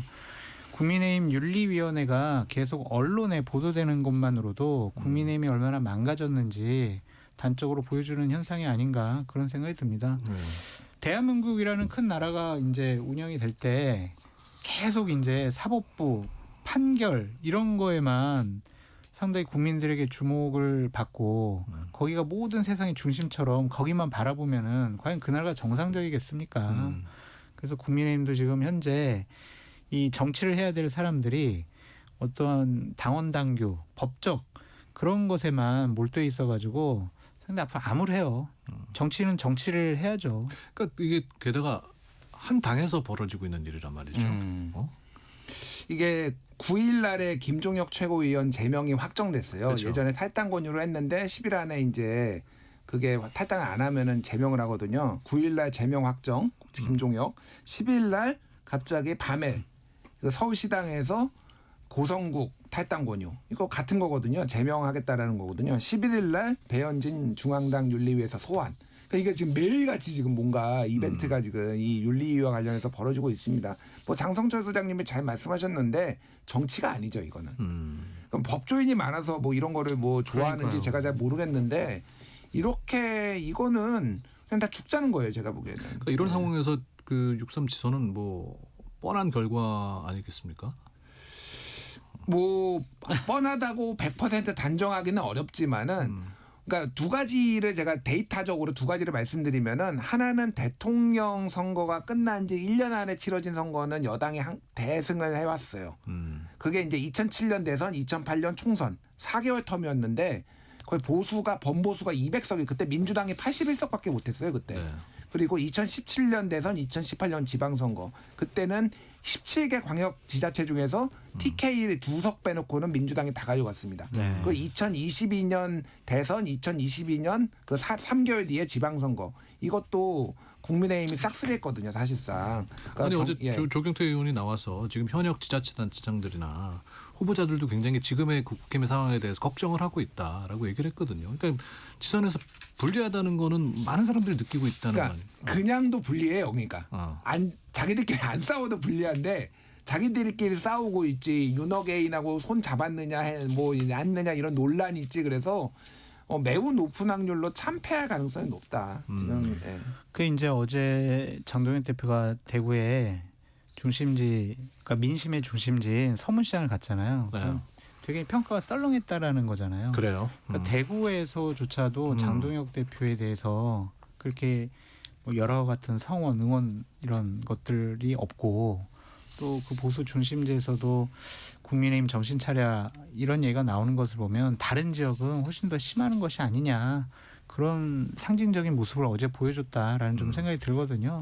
그래서 지방선거를 과연 이렇게 지지층 결집 그리고 윤호개인 세력을 계속 당직에 임명하면서 이길 수 있다라고 생각하는 것 자체가 착각과 망상이죠. 네. 이제 민주당 얘기를 좀 해보겠습니다. 일단 지방선거 전에 합당은 이제 추진을 안 하기로 했고 향후 연대와 통합을 위한 추진위를 구성하기로 했다고 해요. 네. 이건 어떻게 보십니까? 연대 통합이 잘 될까 좀 의구심이에요. 이건 무엇을 위한 지선을 위한 연대입니까? 선거를 위한 연대 그리고 이제 당 통합을 위해서 이제 지방선거 이후에 통합을 위해서 우리가 논의를 하겠다 이런 논의 기구를 만들겠다라는 건데 그러니까 선거 연대에 이제 특히 민주당 계열의 이제 선거 연대 역사를 보면은 과거에 예를 들면은 진보당 계열하고 같이 이제 연대를 한 적이 많잖아요. 네. 예를 들면 뭐 민주노동당, 통합진보당 그러면은 역사를 보면은 아예 당 차원에서 특정 지역에 있어서 아예 조율을 해가지고 후보를 안 내버리고 이거는 여기가 가져가고 이거는 우리가 가져가고 단일화 복잡하지 하지 않고 뭐 이렇게 한 경우도 있고 아니면은 개별 지역구에다 맡겨버린 거예요. 그러면 이제 알아서 단일화하고 막 이런 게 있었거든요. 지금 당 차원에서는 지금 안 될 가능성이 높아. 당 차원에서는 지금 아직은 현재까지는 안 한다라는 거잖아요. 그러면은 이게 굉장히 복잡해진다. 왜 그러냐면은 이제 조국혁신당 후보 입장에서는 저희는 이제 통합을 할 거니까 저희는 사실상 민주당 사람입니다. 저희를 찍어주십시오. 이렇게 선거운동을 해야 됐지. 아니면 저희가 쇄빙선이 돼가지고 뭐 앞으로 나가겠습니다. 이렇게 해야 됐지. 조국혁신당도 어렵고 민주당 입장에서도 격전 지역에서는 이제 단일화를 개별로 다 해야 되잖아요. 네. 근데 이거를 하려면은 조국 대표한테 지방선거, 재보궐선거에 공천권을 또 주는 예를 들면은 그런 것들이 있어야 되는데 그러면 당내 친명들이 대거 반대할 거예요. 그게 지금 조국 대표는 급하거든요. 그러니까 이게 이도 돼도 안 되고 저도 돼도 안 되고 그리고 지방선거 끝나면은 통합 얘기 들어갈 수가 없고 바로 당대표 선거 들어갈 겁니다. 그러면은 차기 당대표한테 맡기자 이렇게 얘기가 나올 거예요. 그러면 당대표 선거 끝나면은 또 이게 될 거냐? 저는 총선 전까지는 이거 다시 되기 힘들다. 네. 저도 김준일 평론가님 생각과 비슷해요. 뭐 통합이라든지 합당은 좀 어렵지 않을까라는 생각이 드는 게 본인들이 이름을 그렇게 지었어요. 연대와 통합을 위한 추진이잖아요. 네. 이걸 줄이면 연통이잖아요. 연통. 연통은 연기만 나는 거예요. 그러니까 연기만 피우고 실질적으로 밥은 지어지지 않는다. 그렇게 좀 말씀을 드리고 싶고 보통 이제 합당을 하려면 연대와 합당을 위한 이렇게 가야 되는데 자기들 스스로도 지금 합당에 자신이 없어. 그러니까 일단은 한번 얘기나 나눠보자라는 거고 김준일 평론가님이 쇄빙선의 역할 얘기하셨지만 이미 얼음이 다 녹았어요. 네. 이제 내란 심판 같은 경우도 윤석열 대통령 19일 날 선고가 나오게 되면 일단은 1차적으로 좀 얼음이 다 녹는 것이 아니냐. 그래서 오히려 조국혁신당의 역할에 대해서 민주당이 부담스러워할 수 있지 않을까. 좀 그런 생각이 들고 또 하나 부정적으로 보는 이유가 조국 대표가 오늘 아침에 방송을 하면서 선을 넘은 발언을 했어요. 그러니까 손가혁이라는 단어를 썼거든요. 그게 이제 손가락 혁명단, 손가락 혁명군 막 이래서 이재명 대통령이 상당히 어려웠을 때부터 이재명 대표를 지키기 위한 지지 그룹이거든요. 그분들이 친문 친노 세력과 엄청나게 싸웠어요. 그래서 대표 시절에 그것이 부담되니까 송가혁을 해산해라 이러니까지 하셨거든요. 근데 조국 대표가 이재명 대통령이나 친명 그룹들이 가장 민감해하는 지금 송가혁이 다시 부활한 것 같다라고 하면서 선을 넘는 발언을 해버렸어요. 이 발언을 듣는 순간 대통령이나 이 친명 그룹들이 이거 지금 뭐 하자는 거지? 감정이 폭발할 수밖에 없거든요. 그래서 좀 조국 대표께서 조급한 표현으로 좀 너무 성급하게 여러 가지 말씀들을 하시는 게 좀 이 상황에는 불리하게 작용할 수 있다라는 생각도 들고 조국 대표가 13일까지 합당에 대해서 답을 줘라고 막 협박을 했잖아요. 네. 그것도 그렇게 하니까 갑자기 통합파 합당파들이 잠깐 청청래 대표 당신 말이야 지금 조국 대표랑 뭐 있는 거 아니야 지금 저렇게 치고 뭐 빠지는 거 아니야 이런 의심을 하는 결정의 계기가 됐거든요. 그래서 조국 대표께서는 조금 감정을 좀 누그러뜨리시고 좀 조급한 마음을 버리시는 게 좀 통합이나 합당에 유리한 분위기를 만드는 것이 아닐까 그런 생각이 듭니다. 네. 마지막 질문이 될 것 같은데요. 강덕구 최고위원의 SNS 글이 또 화제가 됐습니다. 올렸다가 뭐 빛의 속도로 삭제했다고. 네. 이게 뭐 당무 개입도 논란이 나오고 있어요. 뭐 당무 개입은 사실 이제 정치적 언어와 이 법적인 거는 좀 많이 다른 것 같아요. 그러니까 논란 뭐 이렇게 있는데 예전에 박근혜 대통령이 당무 개입으로 처벌을 받았을 때는 국정원 특활비를 이용해가지고 출마자 친박들 여론조사를 돌려서 불법성이 명확했는데 뭐 아무거나 다 갖다 붙인다고 당무 개입은 아니다. 대통령이 뭐 관심도 있을 수 있죠. 당일에 그런 거고 강덕구 의원은 이 페이스북 글을 보면은 이렇게 처음에 시작해요. 어제 말씀드린 대로 홍익표 수석을 만났습니다. 그리고 마지막에 두 번째 줄은 총리께서 말씀하신 부분과 편차가 있는 것 같습니다. 이거 어제 누구한테 말씀을 드렸다라는 건지 총리는 무슨 얘기를 했다라는 건지. 그래서 이 내용이 지금 가장 유력한 가설은 김민석 총리한테 보내려고 하는 거를 지금 페이스북에 잘못 올렸다. 그래서 이게 지금 파장이 일어났다. 그러니까 팻 핑거 이게 손가락 뚱뚱한 손가락 지금 사건 아니냐 이런 해석이 있는데 어쨌든 좀 약간 파장이 커진 상황이에요. 네. 그 지금 뭐 여야 모두 지방선거 앞두고 이제 강성 유튜버들의 선동에 좌지우지되는 게 아니냐 이런 여론이 있습니다. 그러니까 그런 거 보지 마시고요. 우리 세상의 모든 정보 윤인구입니다. 이 코너 우리 김준일 평론가님 저 장성철이 나오는 코너만 보시고 강성 유튜버들 방송은 보지 마시기 바란다라는 말로 가능하겠습니다. 네. 오늘 이렇게 정리할까요? 그렇습니다. 네, 두 분 말씀 고맙습니다. 장성철 공론센터 소장, 김준일 시사평론가와 함께했습니다. 고맙습니다. 감사합니다.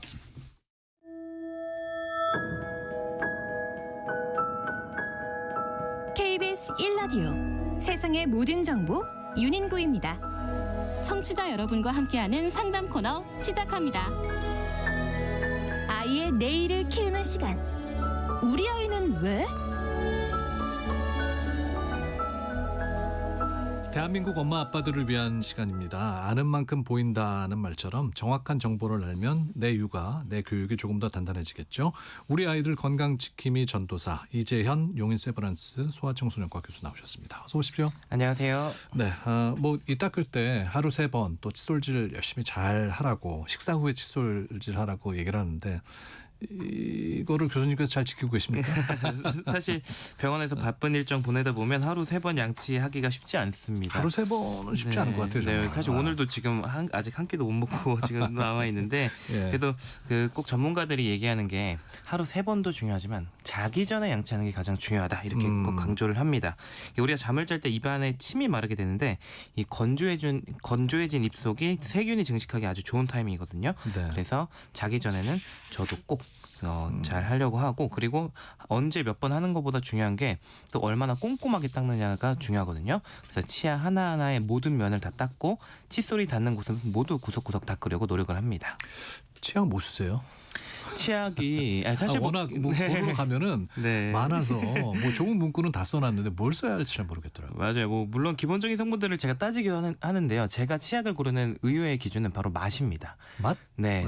저는 이제 체질적으로 너무 강한 민트 향이 나는 거 시원한 치약 있잖아요. 그런 거로 양치를 하면은 입술이 팅팅 붓거든요. 그래서 이런 과민성이 있기 때문에 맛이 너무 강하지 않은 것을 구매를 하는데요. 이제 근데 요즘 기능성 치약들이 워낙 많다 보니까 뭐 시린이를 가지고 계신 분들은 그런 기능성 있는 치약들, 뭐 치주염이 있으신 분들은 잇몸에 좋은 치약들 이런 거 잘 골라서 쓰시죠. 그런데 우리 아이들이 사용하는 치약들도 성분들을 꼼꼼하게 살펴보면서 선택하는 것이 중요한데요. 오늘 그 얘기를 좀 해보려고 합니다. 네, 뭐 불소 치약이란 그것도 많고 계면 활성제가 들어간 치약도 있고 그렇던데 이게 각각 의미가 뭔가요? 네, 일단 불소부터 설명을 드리면요. 불소는 치약의 가장 기본 성분이기도 하고요. 우리도 예전부터 많이 들어본 성분입니다. 이게 옛날에는 수돗물에 불소를 섞는 국가 사업이 있기도 했고요. 학교에서 불소를 입에다 뿌려주는 불소도포도 받아보신 기억이 있으실 텐데요. 이게 뭐 충치 때문에 그런 거요? 네, 맞습니다. 불소는 치아를 튼튼하게 해주고 충치를 예방하는 역할을 하기 때문에 어른 치약뿐만 아니라 아이들용 치약에도 기본 성분으로 들어가 있고요. 그리고 계면활성제는 우리가 비누 성분으로 많이 알고 계세요. 이거는 기름과 물이 잘 섞이게 하는 역할인데 우리가 음식을 먹을 때 기름진 것들도 먹죠. 그러다 보면은 입안에 기름기도 끼게 되고 이런 것들을 깨끗하게 닦아낼 때는 계면활성제가 기름기를 제거해주는 역할을 하게 됩니다. 그런데 계면활성제는 완전히 씻어내지 못하면 입을 마르게 하기도 하고 입맛도 좀 변하게 하기도 하고요. 그리고 심한 경우에는 구강 내 점막에 좀 자극을 일으킬 수 있기 때문에 입을 완전히 헹궈내기 힘든 아이들이 사용하는 치약에는 계면활성제가 보통 들어가 있지 않습니다. 이게 고불소 치약, 그러니까 불소가 많이 들어간 치약 쓰면 충치 예방도 더 잘 됩니까? 맞습니다. 그러니까 우리가 불소의 함량이 1000 ppm 이상이면 고불소 치약이다 그렇게 이야기를 하는데요. 고불소 치약 게 아니라 500ppm 정도 들어있는 저불소 치약이나 불소가 들어가 있지 않은 무불소 치약도 있는데 이런 저불소 치약, 무불소 치약은 충치 예방 효과가 떨어집니다. 불소가 많이 들어가 있고 적게 들어가 있고는 맛하고는 상관없는 거예요? 맛에는 크게 차이는 없습니다. 옛날에 불소 도포해 보면 별로 맛이 안 났잖아요. 네, 그래서 치약 맛에는 별로 차이가 없는데요. 이게 불소가 참 신기하게 충치를 예방하거든요. 그래서 치아를 튼튼하게 해주기도 하고 충치 세균의 그 활동을 억제시키는 역할도 하기 때문에 이 불소가 많이 들어있을수록 충치 예방이 잘 된다 이렇게 생각하시면 좋겠습니다. 그러면 이거는 그 뭐 나이 상관없이 그 아이들이 써도 되는 거예요? 그렇죠. 이게 불소가 아무래도 어떤 이런 좋은 효과가 있긴 하지만 효과가 좋은 만큼 부작용도 있기 때문에 많은 부모님들이 애기 또 써도 되냐 이걸 걱정을 많이 하시는데 이게 실제로 불소를 뱉어내지 못하고 장기간 다량 삼키게 되면 소화불량 같은 소화기 부작용부터 신경학적인 부작용까지 나타날 수 있습니다. 불소 중독이라고 하는데요. 그래서 예전에는 이런 부작용 때문에 치약을 잘 뱉어낼 수 있는 만 3세부터 고불소 치약을 써라라고 권고를 했었는데 그러다 보니까 애들 충치가 많아지는 거예요. 그래서 권고가 어떻게 바뀌었냐면 치아가 나기 시작한 모든 아이들은 고불소 치약을 사용하는데 유치가 난 아기들도 마찬가지예요. 근데 만 3세 미만의 아이들은 치약을 못 뱉어내니까 쌀알 크기만큼만 치약을 짜줘야 되고요. 네, 치약을 잘 뱉어내는 아이들은 완두콩 크기만큼 짜서 사용하면 됩니다. 그러니까 많이 쓴다고 좋은 것만은 아니군요. 네, 맞습니다. 네. 근데 이제 뭐 아이들 치약 보면은 좀 다양한 맛이 있더라고요. 아이들 거부감 느끼지 않게 뭐 딸기 맛, 뭐 사과 맛 이런 게 있는데 이런 거는 뭐 건강에는 괜찮은 겁니까?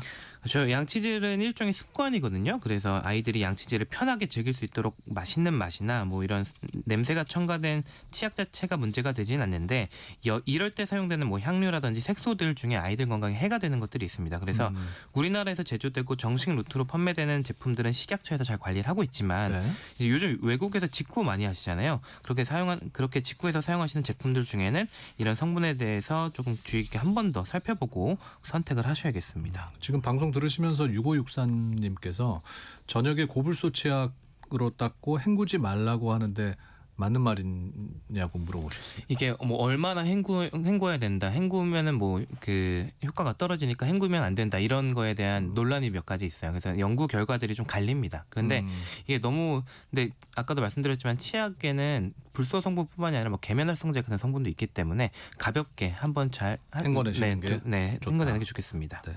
2185님은 4살 아이가 양치할 때 치약을 자주 삼키는데요. 불소 치약을 계속 써도 되냐고 물어보셨습니다.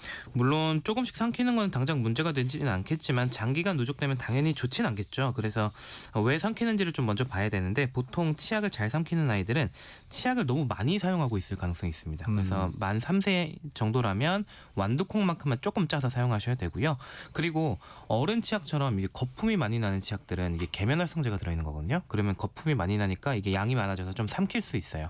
그래서 아이들용 계면활성제가 안 들어있는 아이들용 치약을 사용하시는 것도 좋고 자꾸 삼키고 싶을 때 뱉어라라고 좀 알려주시는 게 좋습니다. 네, 7832님은 아이가 7살인데요. 치과에서 불소 바르기 치료를 권합니다. 꼭 해야 하나요?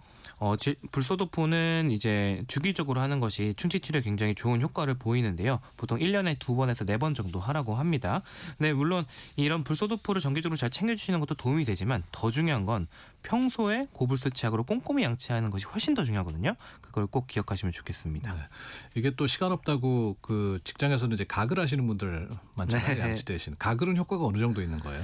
가글은 이제 양치질의 보조적인 방법이라고 생각하시면 됩니다. 왜냐하면 우리가 양치질 할 때 칫솔질하는 게 물리적으로 이제 이빨을 닦아주기 때문에 그게 효과가 좋은 거라서 이 보조적인 효과밖에 없지만 아까도 말씀하신 것처럼 바쁜 직장인이더라든지 아니면은 요즘 우리 청소년들 학원 다니면서 밥끼니 대충 때우잖아요. 그럴 때 양치 잘 못하는데 그때 가글하는 거는 도움이 된다 이렇게 말씀을 드립니다. 보조적인 수단 가글이라도 이 칫솔질을 못할 때는 하는 게 낫다는 말씀인데. 네, 맞습니다. 이게 아이들도 가글해도 돼요?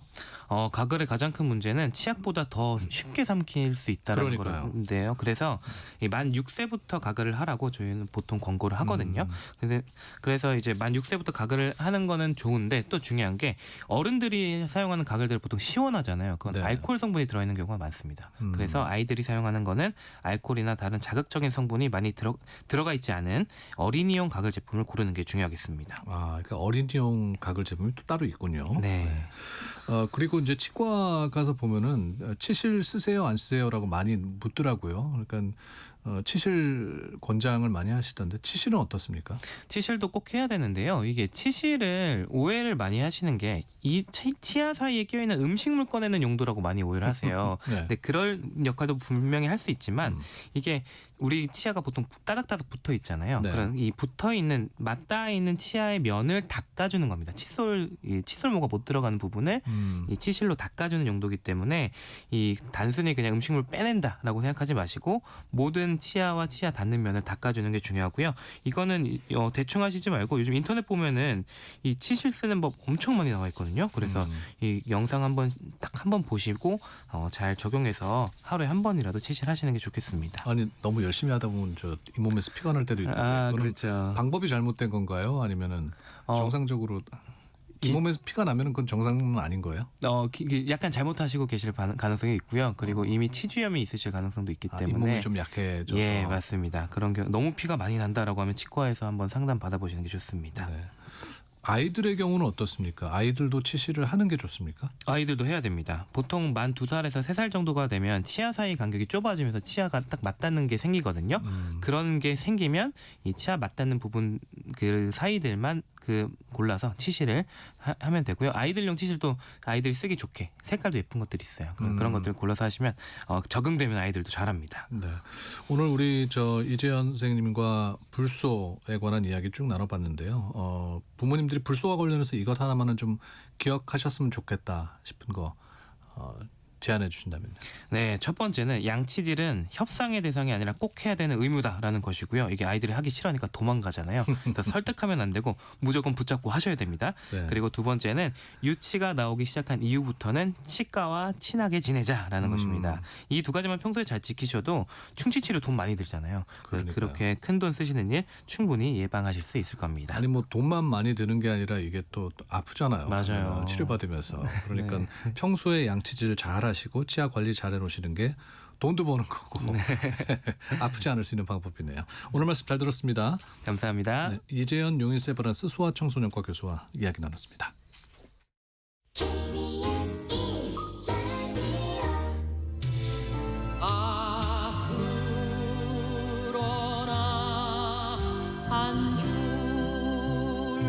세상이 한눈에 내려다 보이고 세상의 신선함을 느낄 수 있는 곳. 그래서 산에 오르는 게 좋다는 어몽길의 이산 명산. 우리나라 곳곳의 숨은 명산 이야기부터 산이 가르쳐준 인생의 깊은 철학까지 두루 나눠보는 시간입니다. 어몽길의 이산 명산. 히말라야가 품은 산악인 어몽길 대장 모셨습니다. 어서 오십시오, 대장님. 네, 안녕하십니까. 네. 나마스테. 나마스테. 예, 예. 네. 오늘 그 초록빛 아주 그 실록이 짙은 산의 모습을 보는 것 같습니다. 예, 이제 대기가 용투리만한 봄이 오지 않습니까? 네. 대지가 용투리만한. 설 명절 앞두고 네. 이제 뭐 연휴 때도 산 가시는 분들도 많을 것. 원래 매해 그 1월에는 원도봉산 다녀오신다고 했잖아요. 그렇죠. 다녀왔습니다. 다녀오셨어요? 신년 저희가 이제 어몽길 휴머재단 회원들하고 함께 산행 원도봉산에 올라가서 네. 길을 받고 왔습니다. 날씨가 어땠어요 그날은? 그날 날씨 막 굉장히 좋았어요. 청명하고 네. 약간 춥긴 했는데요. 아주 날씨가 맑고 쾌청해서 너무 좋았습니다. 네. 자, 이제 엄 대장님과 하는 두 번째 시간인데 오늘 이제 대장님과 함께 떠나볼 시간은 어느 산입니까? 우리나라의 그 강원도 평창에 위치한 바로 그 동계 스포츠의 발원지, 네. 또 한류의 발원지, 2018 그 동계 스포츠 알파인 스키가 열렸던 용평 리조트에 위치한 바랑산이라는 산이 있습니다. 바랑산이요? 네, 1,458m. 아니 저는 그 바랑산이 그렇게 높은 줄 몰랐었는데 꽤 높더라고요. 굉장히 높습니다. 1,458m. 예. 그곳에 산이 뭐 엄청난 기운이 에너지가 있는 산인데 거기에 제 어몽길이라는 그 길이 있습니다. 어몽길. 저도 알고 있습니다만 아직 제가 그 길을 가보지 못했거든요. 그 어몽길이라고 지어진 뭐 특별한 연유가 있습니까? 또 그 바랑산 제가 방금 전에 말씀드렸던 어쨌든 뭐 동계 스포츠의 발원지, 뭐 한류 발원지, 상당히 그 의미가 있는 산 아닙니까? 의미가 꼭 산이 또 방금 전에 말씀드렸던 또 굉장히 기운도 있고 좋은 산이에요. 명산입니다. 그래서 거기에 이제 영평리제 때 관계자분들하고 이제 얘기를 나누다가 이 좋은 산에 명산에 어몽길이 있으면 좋지 않겠냐. 네. 뭐 얘기가 돼가지고 거기다 이제 제 이름 명명을 해서 길을 만들게 됐습니다. 네. 저는 지난해 그 대장님하고 이제 히말라야 갔을 때 예. 놀랐던 게 네팔에 예. 그 숙소에 가면은 어몽길 방이 따로 있고 그래서 네네 거기 그쪽에 유명 호텔에 가면 제 이름의 방들이 있죠. 네, 워낙 뭐 대한민국뿐만 아니라 뭐 진짜 네팔 비롯한 세계에서도 유명하시구나를 새삼 느꼈는데 네. 사람이 한평생 살면서 이렇게 자기 이름을 붙여서 만든 어디 뭐 길 뭐가 있다는 거는 굉장히 의미가 큰 거잖아요. 느낌이 네. 어떠세요? 아 맞습니다. 저도 그곳에 이렇게 그 뭐 제가 이름 명명이 된 뭐 산을 오른다든가 길을 오른다든가 그렇지 않으면 제가 또 이제 뭐 전시관 기념관 고향에 전시관 같은 데 가거나 그렇지 않으면 또 제가 말씀하신 대로 이제 그 네팔의 유명한 호텔 이렇게 이런 데 로지 같은 데 산장에 제 이름이 있는 방이 있는 거 딱 들어가서 이렇게 보면 참 감회가 새롭고 너무 좋죠. 네. 그러니까 이름이 걸려 있다는 거는 그만큼 또 어디 가서 함부로 행동을 못 하신다는 거예요. 아, 예. 어쨌든 네. 또 거기 막 방에 저 같이 가는 일행들이 거기서 막 또 방에 제 방에서 자겠다고 네. 막 쉽게 말하면 이제 거기 경쟁이 붙어가지고 방값을 막 몇 배 이상씩 내고 막 서로 뭐 경쟁 붙어가지고. 왜냐하면 그 길을 받고 싶으실 것 같아요. 네네 그렇습니다. 네. 그런 경우도 있습니다. 네. 예. 어몽길을 걸으실 때는 어몽길 대장님은 어떤 생각을 하면서 걸으십니까? 아, 제가 그동안 이렇게 히말라야 8,000m 16자를 도전했을 때 그 지난날에 그 산에 도전의 어떤 생활, 산을 오를 때 어떤 힘들고 고통스럽고 어려웠던 생과 산의 사선을 넘는 어떤 그런 순간들을 이렇게 떠올리면서 그리고 또 이렇게 먼저 간 동료들도 이렇게 생각을 하고 예, 그렇게 하면서 이제 또 앞으로 제가 도전할 부분에 대해서 펼쳐나갈 일에 대해서 해나갈 일에 대해서 그런 걸 또 생각하게 되고 예, 과거, 현재, 미래를 이렇게 생각하면서 산을 오릅니다. 216님께서 발왕산은 케이블 타고 가보셨다고 갔다 온 곳이라 반갑게 느낍니다. 아마 발왕산에 대한 추억 갖고 계신 분들도 많으실 텐데. 많죠. 발왕산 그 케이블카가 우리나라에서 가장 긴 20 몇 분 되는 그 케이블카가 있습니다. 그렇죠. 예. 오늘 이 발왕산에 대해서 조금 더 이야기 나눠보겠습니다. 어디인가에서 인터뷰를 보니까 그 이 길이 어몽길이란 발왕산의 어몽길이라는 데가 대장님께서 말씀하시길 내가 살아온 길과 닮은 것 같다라고 얘기를 하시는 걸 본 적이 있어요. 네.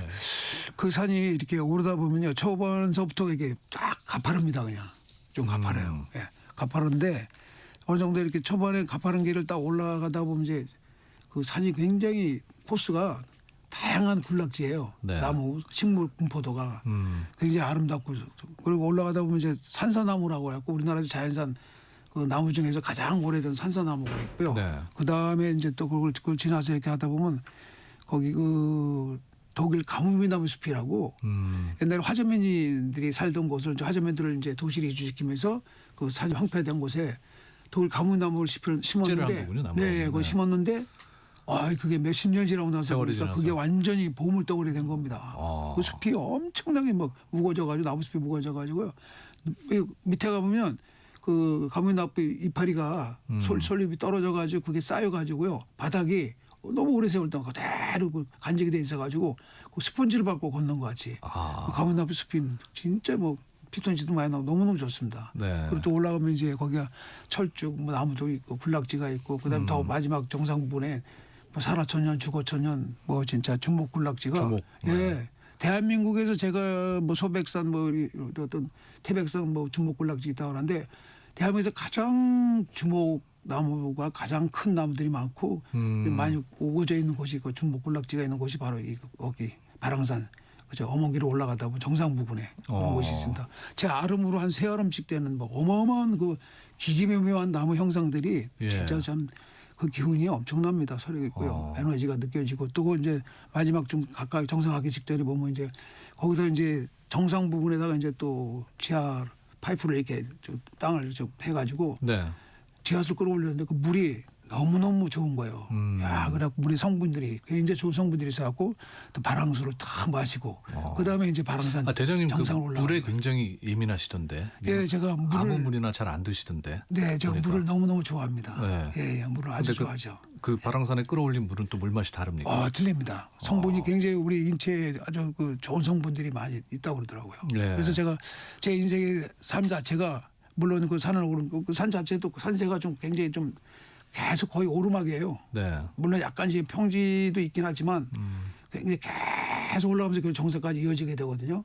그러니까 제 인생의 도전 자체가 끊임없는 계속 어쨌든 도전의 연속이었기 때문에 어쨌든 제 인생의 삶을 살아온 어떤 역경의 길, 역정과 거의 비슷한 것을 하는 일이 아닐까 생각한 겁니다. 높이가 꽤 되다 보니까 올라가면서 다양한 풍경을 말씀하시는 걸 들어보니까 그렇죠. 만날 수 있는 예, 것 맞습니다. 같아요. 굉장히 하여튼 다양한 식물 분포도가 형성돼 있고 또 야생화 봄 되면 야생화 꽃들도 많이 피고 네. 예, 그리고 또 뭐 거기 철쭉 특히 철쭉이 아주 많이 있어가 펴가지고 봄에는 또 불락지어서 철쭉이 하고, 예쁘군요. 예, 네. 굉장히 이쁘고 아름답고 계절마다 뭐 너무너무 좋습니다.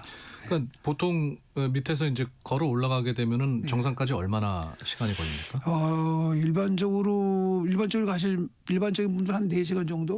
그러면 예, 3-4시간. 꽤 긴 코스인데요. 네. 4시간을 그러니까 올라가는 데만 4시간 걸린다는. 예, 3시간에서 4시간 정도. 3시간에서 예, 4시간. 그러니까 그게 뭐 빨리 가는 건 아니고 천천히 보고 느끼면서 이렇게 대장님 속도가 아니고 일반인의 속도가 한 3시간 정도 시험시험. 대장님은 저 오르막길에서는 도저히 뭐 쫓아갈 수가 없더라고요. 무슨 특집법 쓰시는 것처럼. 제 같은 뭐 이 오르막에는 상당히 강합니다. 내리막길도 뭐 잘 내려가겠지만 오르막길에서는 이제 웬만한 젊은 친구들보다 제가 훨씬 좀 히말라야 등반에도 보면 젊은 친구들 대원들보다 제가 오르막길에서 상당히 그러니까 뭐 정말 대단하죠. 일반인이 걸어서도 3시간, 4시간 정도 걸려서 올라갈 수 있는 곳이다. 예, 한 3시간 정도면 뭐 충분합니다. 근데 좀 경사가 아까 가파르다고 얘기하셨는데 그냥 가파른 게 뭐 약간 가파른 데도 있지만 뭐 그렇게 뭐 경사 안 많은 데도 있고 가파른 데도 있고 약간 뭐 평지길도 있고 근데 대체적으로 오르막이 많죠. 근데 어몽길이 좀 독특하다면서요? 뭐 아이들도 갈 수 있고 뭐 심지어 몸이 불편하신 분들도 갈 수 있게 만들어놨다면서요? 그거는 이제 제가 아까 말씀드렸던 케이블카를 타고 그 이제 그 한 25분 정도 되나 우리나라에서 가장 긴 케이블카인데 그걸 타고 발왕산 정상에 올라가면 거기 이제 데크길이 있어요. 데크로 길을 만들어놨습니다. 정상 부근에요. 예. 그 발왕산 정상 부근에 데크길을 만들어놔가지고 뭐 휠체어라든가 휠체어 장애인이라든가 남녀노소 불문하고 장애인들도 마찬가지로 그 데크길로 해서 다 휠체어도 갈 수 있게끔 해가지고 그 중목 군락지도 이렇게 들러서 그 정상까지 발왕산 정상까지 그 남녀노소 불문하고 휠체어도 올라갈 수 있게끔 데크를 만들어놔가지고 너무너무 좋습니다. 그러니까 그 정상에 올라가는 기쁨을 만끽할 수 있다. 그렇죠. 어느 누구나 그거는. 네, 누구나 남녀노소 누구나 우리 뭐저 휠체어 장애인들도 마찬가지로 다 갈 수 있게끔 데크길을 잘 만들어놔가지고요. 그래서 저희도 그 발왕산 올라갈 때 물론 그 어몽길로 올라갈 때 물론 이제 힘들긴 하겠지만 정상 올라갔다 내려올 때는 걸어 내려오는 게 아니고 케이블카 타고 쫙 내려오면 또 내려오면서 걸어 내려오셔야 되는 거 아닙니까? 아니 또 올라갈 때는 올라가지만 요즘은 이제 그 케이블카 타고 내려옵니다. 네. 김영란님께서 이제 대장님 나오셔서 반가우시다고 하시면서 예쁜 산입니다. 드라마 겨울연가 촬영지이기도 하다고 맞습니다. 그렇게 또 얘기를 한류가 해주시네요. 시작됐던 곳이죠. 그러면 이제 발왕산 산행을 잘할 수 있는 팁을 좀 알려주신다면은 어몽길 대장. 제가 말씀드린 대로 그 지금 아까 뭐 식물 분포도 다양하고 그다음에 뭐 야생화 꽃도 뭐 계절 따라 피고 또 가을철 되면 또 그 뭐 나무 그 형형색색 아름다운 그 나무 잎 색깔들이 너무 아름답고 그러니까 그 매 포인트마다요. 제가 아까 조금 전에 말씀드렸던 처음에 약간 가파른 길로 올라가면 이제 소나무 군락지가 있고 그다음 지나가면 가무비 나무숲이 있고 또 거기서 계속 올라가면 뭐 이제 뭐 철쭉나무 군락지도 있고 마지막에 오늘 정생화 가까이 하면 이제 그 살아천년 죽어천년의 주먹 군락지가 있고 그러니까 다양한 그런 식물들을 보면서 올라가기 때문에 힘들다라는 생각이 안 듭니다. 전혀 이렇게 어렵다는 생각이 안 돼요. 그러니까 그런 것을 보면서 느끼면서 즐기면서 올라가면 아주 좋습니다. 힘도 안 들고 너무 좋아요. 아니 그러면 이제 열심히 올라갔어요. 4시간을 걸어서 올라갔어요. 정상의 기쁨을 만끽했어요. 그리고 이제 편하게 4시간은 쉬엄쉬엄 올라갈 때. 쉬엄쉬엄. 그리고 이제 케이블카 타고 또 내려가죠. 긴장 풀면서 내려옵니다. 그렇죠. 내려오면서 제가 올라왔던 길을 케이블카 타서 또 내려오면서 보면 또 느낌이 틀리죠. 또. 근데 대장님 이상해요. 대장님은 올라가실 때도 걸어 올라가시고 내려오실 때도 걸어 내려오실 것 같은데 천하의 어몽길이 케이블카를 타고 내려온다는 게 대장님도 힘드시니까. 그런 게 케이블카가 없으면 뭐 걸어 내려오겠지만 굳이 있는데 굳이 뭐 걸어 내려올 필요가 뭐가 있습니까? 히말라야도 올라갈 땐 걸어 올라가시고 내려올 땐 뭐 딴 거 타고 내려오시는 거 아니죠? 가끔 제가 이제 좀 제가 헬리콥터 타고 내려옵니다. 그러세요? 내려올 때는 헬리콥터를 가끔씩. 예. 이런 또 비밀을. 그러면 저는 이제 여쭤보고 싶었던 게 내려와서 좀 뭐 그래도 허기를 달래야 될 거 아닙니까? 그쪽에서 뭐 먹을 만한 음식들 뭐. 뭐 다양한 뭐 그쪽 현지 토속 음식도 많은데요. 저 같은 경우는 이제 그 횡계 나가면 평창은 횡계리에 나가면 거기 이제 그 용평해관이라는 곳인데요. 거기 이제 생태탕. 상호는 굳이 말씀 안 하세요. 예. 생태탕. 야, 생태탕에 그냥 이런 냄비에다가요. 생태 막 두부 막 이런 두부 왕두부를 싹 썰어가지고 무하고 그 그냥 고춧가루를 딱 넣어 끓이는데 그 맛이 기가 막힌데 거기 이제 대장님 어떻게 산 올라가실 때보다 더 신나서 얘기하시는 거? 그다음에 거기 이제 한우가 용평 한우가 가지고 용평에다 그 평창 한우, 평창 한우가 또 유명하지 않습니까? 강원도 횡계 한우가 그거 이제 횡계 한우 딱 먹고 그거 먹고 고기 구워 먹고 그다음에 이제 생태탕 딱 끓여 먹으면 뭐 진짜 산의 진미 일품이죠. 그리고 또 이제 유명한 또 이제 그 황태회관이라고 있어요. 뭐 곡차를 많이 드셨을 때는 다음날 아침에 속풀이로. 황태회관 가셔서 그냥 그 황태국 쫙 마시면 그리고 그다음에 그 황태구이랑 그럼 그냥 막 눈이 번쩍 정신이 번쩍 뜨이죠. 재밌습니다. 등산 얘기보다 먹을 때 더 신나하시는 엄대장님. 바랑산 올라가서 기도받고 또 시간이 지금 별로 없어서요. 이제 설이잖아요. 우리 청취자 여러분들께 덕담 한마디 해주세요. 네, 올해가 병오년 이제 붉은 말해입니다. 진짜 어쨌든 올해 시작하는 이 새해 여러분들이 생각했던 모든 꿈들이 이루어지는 소성지가 되는 한 해가 되길 바라고요. 힘들고 어렵다라고 생각하는 것이 누구나 힘들고 다 어렵습니다. 그러나 그것을 항상 부정적으로만 생각하지 말고 긍정적인 생각을 가지고 잘 된다, 잘 것이다, 잘할 수 있다라는 그런 신념을 가지고 자신의 어떤 목표를 해서 올해 또 세웠던 목표를 해서 힘차게 거침없이 도전하시기 바랍니다. 고맙습니다. 5988님, 8339님 문자 주셔서 감사드리고요. 어몽길의 23명산 어몽길 대장과 함께했습니다. 고맙습니다. 네, 감사합니다. 내일 뵙겠습니다. 예, 감사합니다.